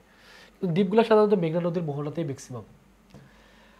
সন্দ্বীপ কোথায় অবস্থিত? এটা হলো চট্টগ্রাম অবস্থিত। এর আয়তনটা অত ইম্পর্টেন্ট না, কোথায় অবস্থিত সেটা বেশি ইম্পর্টেন্ট। সন্দ্বীপ চট্টগ্রাম, সেরাদ্বীপ, সন্দ্বীপ, চট্টগ্রাম এর আশপাশে ব্যবহার রাখতে পারি। প্রাচীনকালে সন্দ্বীপে সামুদ্রিক জাহাজ তৈরি হতো, এটা কিন্তু ইম্পর্টেন্ট, মাঝে মধ্যে আসে। সামুদ্রিক জাহাজ কোন দ্বীপে অবস্থিত হতো, মানে তৈরি হতো? তাহলে মনে রাখবো সন্দ্বীপ, সামুদ্রিক সন্দ্বীপের এভাবে আমরা মনে রাখতে পারি। কুতুবদিয়া দ্বীপ এটা কোথায় অবস্থিত? কক্সবাজারের কুতুবদিয়া উপজেলায় অবস্থিত। তাহলে কুতুবদিয়ার কক্সবাজারের এভাবে মনে রাখতে পারি। এর আয়তন কত? 216। এবং কুতুবদিয়া দ্বীপে বাতিঘরের জন্য বিখ্যাত, কিন্তু প্রায় সময় চলে আসে যে বাতিঘরের জন্য বিখ্যাত কে? কুতুবদিয়া বাতিঘরের জন্য কোনটা বিখ্যাত? কুতুবদিয়া বাতিঘর, বাতি কুতুব এবং রাখতে হবে বাতি কুতুব। আচ্ছা, শাহপুরীর দ্বীপ এটা কোথায় অবস্থিত? কক্সবাজারের টেকনাফের নাফ নদীর মোহনায় শাহপুরীর দ্বীপটা অবস্থিত। এর দ্বীপের দৈর্ঘ্য হলো 4, প্রস্থ হলো 3। এটা একটু ইম্পর্টেন্ট। মহেশখালী দ্বীপটা কোথায় অবস্থিত? এটাও কক্সবাজারে অবস্থিত, মহেশখালী। এখানে ক খ রাখতে পারি। বাংলাদেশের এইটা ইম্পর্টেন্ট, এই লাইনটা ইম্পর্টেন্ট, খুবই ইম্পর্টেন্ট। এই লাইনটা একটু ভালো করে আপনাদের পড়তে হবে। বাংলাদেশের একমাত্র পাহাড়ি দ্বীপ কোনটা? মহেশখালী। বাংলাদেশের একমাত্র পাহাড়ি দ্বীপ মহেশখালী, এটা খুব ইম্পর্টেন্ট। বাংলাদেশের প্রথম ডিজিটাল আইসল্যান্ড মহেশখালী, এটা একটু পড়তে হবে। সোনাদিয়া দ্বীপ কোথায় অবস্থিত? এটা কক্সবাজারে অবস্থিত। এবং কক্সবাজারের কোন দ্বীপগুলো অবস্থিত একসাথে একটু একটা টেকনিক দিয়ে শিখবো। সামুদ্রিক মাছ শিকারের জন্য সোনাদিয়া দ্বীপ, সামুদ্রিক সোনা এভাবে রাখবো। বাংলাদেশের প্রস্তাবিত গভীর সমুদ্র বন্দর গড়ে তোলা হবে কোথায়? সোনাদিয়াতে, এটা একটু পড়তে হবে। এই সেন্ট মার্টিন, এটা ইম্পর্টেন্ট। সেন্ট মার্টিনের অপর নাম হলো নারিকেল জিঞ্জিরা দারুচিনির দ্বীপ, এটা হলো সেন্ট মার্টিনের অপর নাম। বাংলাদেশের টেকনাফের দক্ষিণ নাফ নদীর মোহনায়, কোন নদীর মোহনায়? নাফ নদীর মোহনায়। বাংলাদেশের একমাত্র সামুদ্রিক প্রবাল দ্বীপ, এটা ইম্পর্টেন্ট, এই লাইনটা ইম্পর্টেন্ট। এটা হলো পাহাড়ি দ্বীপ মহেশখালী, আর যদি বলে প্রবাল দ্বীপ সেন্ট মার্টিন, দুটো কিন্তু আলাদা। বাংলাদেশে অলিভ টার্টল কচ্ছপ পাওয়া যায় কোথায়? সেন্ট মার্টিনে। মেইন প্রোটেক্ট এরিয়া বা এমপিএ ঘোষণা করা হয়েছে সেন্ট মার্টিনের আশপাশের এলাকাকে, সেন্ট মার্টিন এবং সেন্ট মার্টিনের আশপাশের এলাকাকে। টেকনাফ থেকে সেন্ট মার্টিন 80 কিলোমিটার চলাকালে বিলাসবহুল জাহাজের নাম হলো কেয়ারি সিন্দাবাদ, এটা একটু মনে রাখতে হবে। আপনি যদি টেকনাফ থেকে সেন্ট মার্টিনে যেতে চান, চাইলে আপনি এই বিলাসবহুল জাহাজে যেতে পারেন। সেরাদ্বীপ, এর অপর নাম হলো সেরাদিয়া সাউদিয়া। এটা কক্সবাজার জেলা সেন্ট মার্টিন উপজেলা দক্ষিণে বঙ্গোপসাগরের সেরাদ্বীপে অবস্থিত। এইটা আয়তন কত? মাত্র 3 বর্গ কিলোমিটার। বাংলাদেশের সর্বদক্ষিণের স্থান হলো সেরাদ্বীপ। বাংলাদেশের সবচেয়ে ছোট দ্বীপ কোনটা? সেরাদ্বীপ। এটা একটু ইম্পর্টেন্ট, এটা একটু গুরুত্ব দিয়ে পড়তে হবে, কারণ দ্বীপগুলো থেকে কিন্তু প্রায় সময় প্রশ্ন চলে আসে। আর এই যে এতগুলো দ্বীপ পড়লাম, এই দ্বীপগুলোর ভিতরে ম্যাক্সিমাম দ্বীপ কোথায়? কক্সবাজারে। তাহলে কক্সবাজারে কোন কোন দ্বীপগুলো আছে এটা একটা পড়তে হবে। এটা সদর মনে রাখতে পারি। সেন্ট মার্টিন থেকে সোকরা মহেশ সোনা চুরি করে কুতুবদিয়া পালিয়ে গেল। তারপরে এখানে যে নামগুলো আছে সবগুলাই কক্সবাজারে, যেমন সেন্ট মার্টিন কক্সবাজারে, সেরাদ্বীপ কক্সবাজারে, মহেশখালী দ্বীপ কক্সবাজারে, সোনাদিয়া দ্বীপ কক্সবাজারে, শাহপুরী দ্বীপ কক্সবাজার, কুতুবদিয়া কক্সবাজার। কীভাবে রাখবো? সেন্ট মার্টিন, সোকরা দ্বারা রাখবো সেরাদ্বীপ, মহেশ দ্বারা রাখবো মহেশখালী, সোনাদিয়া রাখবো সোনাদিয়া, তারপরে কি সোনাদিয়া, দ্বারা রাখবো শাহপুরী, আর কুতুবদিয়া রাখবো কুতুবদিয়া। তার মানে এই যে দ্বীপগুলো আছে সবগুলোই কক্সবাজারে। যদি আসে শাহপুরী দ্বীপ কোথায়? বলবো কক্সবাজার। যদি আসে কুতুবদিয়া দ্বীপ কোথায়? কক্সবাজারে। যদি বলে মহেশখালী দ্বীপ কোথায়? কক্সবাজারে। সো এই কক্সবাজারের যে ক্লাস একটা বেশি ইম্পর্টেন্ট, যদি এটা আলাদাভাবে একটা নিউমনিক ছন্দ দিয়ে দিলাম, আশা করি জিনিসটা মনে থাকবে। বাংলাদেশের একমাত্র গভীর সমুদ্র বন্দর কোনটা? মাতারবাড়ি, মহেশখালী, কক্সবাজারের মহেশখালীর মাতারবাড়ি। বিশ্বের বৃহত্তম দ্বীপ তো গ্রিনল্যান্ড, এটা আমরা জানি। বিশ্বের বৃহত্তম প্রবাল প্রাচীর হলো গ্রেট ব্যারিয়ার রিফ, যেটা অস্ট্রেলিয়াতে অবস্থিত। বদ্বীপটা পড়তে হবে। নদীর মহানস্থ প্রায় অক্ষরের আকার বিশিষ্ট যে দ্বীপ তাকে বলে বদ্বীপ। পৃথিবীর বৃহত্তম বদ্বীপ হলো বাংলাদেশের বৃহত্তম বদ্বীপ হলো সুন্দরবন, যেটা বাংলাদেশের দক্ষিণ পশ্চিমে অবস্থিত, এবং দুই নদীর মধ্যবর্তী ভূমিকে বলা হয় দোয়াব। সো কেন এটাকে বদ্বীপ বলা হয় বাংলাদেশকে যদি একটা বোঝাই, এটা যদি একটা বাংলাদেশ হয়, তাহলে এটাকে বলা হয় কি? এটাকে বলা হয় পশ্চিম, এবং এটাকে বলা হবে কি? এটাকে বলা হবে কি? দক্ষিণ। তো এই যে জায়গাটা আছে, এই জায়গাটা কিন্তু আসলে দেখতে একটা আকৃতির, হ্যাঁ। এদিক দিয়ে অনেক নদী প্রবাহিত হয়েছে, এদিক দিয়ে কিন্তু আমরা জানি, দেখি এদিক দিয়ে গঙ্গা আসছে, গঙ্গা দিক দিয়ে পদ্মা হয়ে তারপর এখানে পরবর্তীতে মেঘনা হয়ে এই পাশে পতিত হয়েছে। তো এদিকে যেহেতু অনেক পানি আছে, এই পাশেও অনেক পানি আছে, আবার এই পাশে কিন্তু কি আছে? হারিয়াভাঙ্গা আছে। সো এটা দেখতে কিন্তু একটা আকৃতির মতো, তাই না? বাংলা আকৃতির মতো। এর জন্য এটাকে, এই সম্পূর্ণ জায়গাটুকুকে কি বলা হয়? এই সম্পূর্ণ জায়গাটাকে বলা হয় বদ্বীপ। এই সম্পূর্ণ দেখতে যেহেতু মতো, এই জন্য এটাকে বলা হয় বদ্বীপ। আমরা যদি এটা কিন্তু যদি বাংলাদেশ হয়, বাংলাদেশের তাহলে পৃথিবীর বৃহত্তম বদ্বীপ কোনটা? তাহলে বাংলাদেশ। কারণ বাংলাদেশের ভিতরে আকৃতির দ্বীপ আছে। মানে দ্বীপ কেন বলা হয়? সম্পূর্ণ তো দ্বীপ না, কিন্তু এই পাশেও যেহেতু পানি, এই পাশেও যেহেতু পানি, এই পাশে যেহেতু পানি, তো চারপাশে পানি থাকলে সেটাকে দ্বীপ বলা হয়। দেখতে যেহেতু মতো, এই জন্য ওটা বদ্বীপ বলা হয়। এবং এই জায়গাতে কি অবস্থিত? এই জায়গাতে কিন্তু সুন্দরবন অবস্থিত। এবং এটা কোথায়, এটা দক্ষিণ পশ্চিম দিকে। সো এর জন্য কিন্তু ওটাকে বাংলাদেশকে বদ্বীপ বলা হয়ে থাকে। সো এটা একটু ভালো করে পড়তে হবে। এখন আমরা কি করবো, এখন আমরা বিগত সালে যে প্রশ্নগুলো আসছে বিভিন্ন সময় সেই প্রশ্নগুলো সলভ করব এবং দেখবো আমরা এতক্ষণ ধরে যা কিছু পড়লাম সেখান থেকে আমাদের প্রশ্ন কমন আসতেছে কিনা। ওকে, যদি প্রথম প্রশ্নটা পড়ি, কক্সবাজারের সমুদ্র সৈকতের দৈর্ঘ্য কত, আমরা পড়ছি কত, 120। বিশ্বের দীর্ঘতম সমুদ্র সৈকত কোথায় অবস্থিত, পড়ছি কক্সবাজার। এক্সক্লুসিভ ট্যুরিজম কোনটাকে ঘোষণা করা হয়েছে, কক্সবাজার পড়ছি। কুয়াকাটা কোন জেলায় অবস্থিত, কুয়াকাটা কোথায় অবস্থিত, পড়ছি পটুয়াখালীতে। সমুদ্র সৈকতে বাংলাদেশের সাগরকন্যা কাকে বলা হয়, কাকে, কুয়াকাটাকে। সাগরকন্যা কোন এলাকা, ভৌগোলিক নাম, সাগরকন্যা পটুয়াখালী, এটা তো পড়ছি। আচ্ছা, তারপর হলো বিসিএস এবং অন্যান্য চাকরি পরীক্ষায় কিছু প্রশ্ন আসে, যেমন কোন এলাকায় মেরিন প্রোটেক্ট এরিয়া হিসেবে ঘোষণা করা হয়েছে, সেটা তো আমরা পড়ছি একটু আগেই, সেন্ট মার্টিন এবং এর আশপাশের এলাকাকে। তাজিংডং বরম সিংয়ের অপর নাম কি, তাজিংডংকে বিজয় পড়ছি। বাংলাদেশের কোন দ্বীপটি প্রবাল দ্বীপ হিসেবে পরিচিত, প্রবাল দ্বীপ সেন্ট মার্টিন। ভাষাঞ্চর কোন জেলা অবস্থিত, ভাষাঞ্চর বলছিলাম ভাষায় নিয়ে গেছে, নিয়ে যেয়ে সব কিছু খালি করে দিচ্ছে, ভাষায় সব কিছু নিয়ে যেয়ে খালি করে দিচ্ছে, তার মানে কি নোয়াখালী, এটা হবে কী হবে, নোয়াখালী। ওকে, এটা আসছিল, এটা মনে হয় বিভিন্ন জায়গায় কিন্তু এই প্রশ্নটা চলে আসছিল। তারপর বিভিন্ন বিশ্ববিদ্যালয়ে কী কী প্রশ্ন আসছে, যে বাংলাদেশের বৃহত্তম বদ্বীপ কোনটা, এটা হলো কোনটা, এটা হলো বৃহত্তম বদ্বীপ হলো ভোলা, মানে ভোলাটা সবচেয়ে বৃহত্তম। বাংলাদেশের একমাত্র পাহাড়ি দ্বীপ, যে পাহাড়ি দ্বীপ কি বলছিলাম, মহেশখালী। আরিয়াল বিল বলছিলাম, আরিয়াল বিলটা আমরা কীভাবে মনে রাখতে বলছিলাম, যে আশ্রম দ্বারা মনে রাখতে বলছিলাম, আশ্রম, যে এখানে এখানে মুন্সিগঞ্জ উত্তর হবে। বাংলাদেশের পশ্চিমা বাহিনী, যে বলছিলাম পশ্চিমা বাহিনী এক ধরনের ডাকাত, পশ্চিমা বাহিনী কি ডাকাতি করতো, তাহলে কি হবে, ডাকাতিয়া বিল এভাবে মনে রাখবো। আচ্ছা, তারপরে দেখি, তারপরে কি আছে, বাংলাদেশের কোন অঞ্চলে হাওর বাওর ঘেরা, হাওর বাওর আছে, হাওর বাওর কোথায় আছে, হাওর বাওর আমি বলছিলাম, হাওর বাওর কোথায় বেশি, হাওর বাওর এই জায়গায় বেশি, তাহলে এই জায়গায় কি কি আছে, কিশোরগঞ্জ, সুনামগঞ্জ। ঐতিহ্যবাহী হাকালুকি হাওর বাংলাদেশের কোন অঞ্চলে অবস্থিত, এটা হলো সিলেট মৌলভীবাজারে অবস্থিত। টাঙ্গরের হাওর কোথায়, আমি বলছিলাম টাকা কি আনে, সোনা মানে, তাহলে সুনামগঞ্জ হবে। দেশের প্রথম মৎস্য অভয়ারণ্য কোথায়, ওই হলো যে হাইল হাওর, এটা পড়ছিলাম। মাধবকুণ্ড কোথায় অবস্থিত, মাধবকুণ্ড মৌলভীবাজার, এভাবে মনে রাখবো। বাংলাদেশের জলপ্রপাত রয়েছে কোথায়, এটা মাধবকুণ্ডতে আছে, যেটা মাধবকুণ্ডতে বলছে, মাধবকুণ্ড জলপ্রপাত। বাংলাদেশের শীতল বলছে, এটা কিভাবে মনে রাখবো, শীতল আমার হক, ক দ্বারা মনে রাখবো কি, কক্সবাজার, এবার মনে রাখতে পারি। যে বগালে কোথায় অবস্থিত, বগালে কিনা বলছিলাম, বান্দরবান, বগা বান্দরবান, ব সেন্ট মার্টিন দ্বীপের আয়তন কত, এটা তো মুখস্থ রাখতে বলছিলাম, 8 কিলোমিটার। সেরাদ্বীপ বা সিরাদিয়া কোথায় অবস্থিত, সেরাদ্বীপ এটা কোথায় অবস্থিত, এটা তো পড়ছি আমরা, সেন্ট মার্টিনের দ্বীপের দক্ষিণে অবস্থিত, সেন্ট মার্টিন দ্বীপের দক্ষিণে, মানে এই দক্ষিণ দিকে, একবার দক্ষিণ, এটা হলো দক্ষিণ দিক, দক্ষিণে। ওকে, তো এই হলো আমাদের আজকে সম্পূর্ণ লেকচার। আমি চেষ্টা করছি এই লেকচারের মাধ্যমে ভৌগোলিক যে অবস্থান আছে এবং যে ভূপ্রকৃতি আছে, এবং ভূপ্রকৃতির পাশাপাশি বিভিন্ন পাহাড় পর্বত সম্পর্কিত যেগুলো ইম্পর্টেন্ট সেগুলো করাইছি। যদিও লেকচারটা একটু বড় হয়েছে, বাট পরীক্ষায় এই জায়গাগুলো থেকে যেহেতু বারংবার প্রশ্ন আসছে, এই জন্য আমি লেকচারটা বড় হলেও আমি আমার জায়গা থেকে চেষ্টা করছি এই লেকচারটা যদি আপনি পড়েন, আপনি শিওর থাকেন যেখানে পরীক্ষা দেন না কেন আপনি শতভাগ প্রশ্ন কমন পাবেন। এই জন্য অবশ্যই যখন ক্লাসটা করবেন, ক্লাসটা অবশ্যই খাতায় সুন্দরভাবে নোট করবেন, নিজে নোট করবেন, এবং পরবর্তীতে নিজের নোট যখন রিভিশন দিবেন তখন দেখবেন খুব দ্রুত আপনি রিভিশন দিতে পারতেছেন। কারণ এই সবগুলো জিনিসই কিন্তু বইয়ে আছে, বাট বইয়ে তো থাকলে হবে না, আপনাকে নিজে যখন আপনি খাতায় একবার লিখবেন তখন দেখবেন যে জিনিসগুলো একবার মাথায় গেঁথে যাচ্ছে। অবশ্যই এই সম্পূর্ণ ক্লাসটা খাতায় নোট করবেন সুন্দরভাবে, তাহলে পরীক্ষার আগে নোটগুলো একবার রিভিশন দিয়ে গেলে আপনি ইফেক্টিভলি আপনি অ্যান্সার করে দিয়ে আসতে পারবেন। তো ক্লাসটা কেমন লাগছে আপনাদের কাছে অবশ্যই কমেন্টে জানাবেন। নেক্সট ক্লাস দেখার আমন্ত্রণ জানিয়ে আজকের ভিডিও এখানে শেষ করতেছি, বা আজকের ক্লাস এখানে শেষ করতেছি।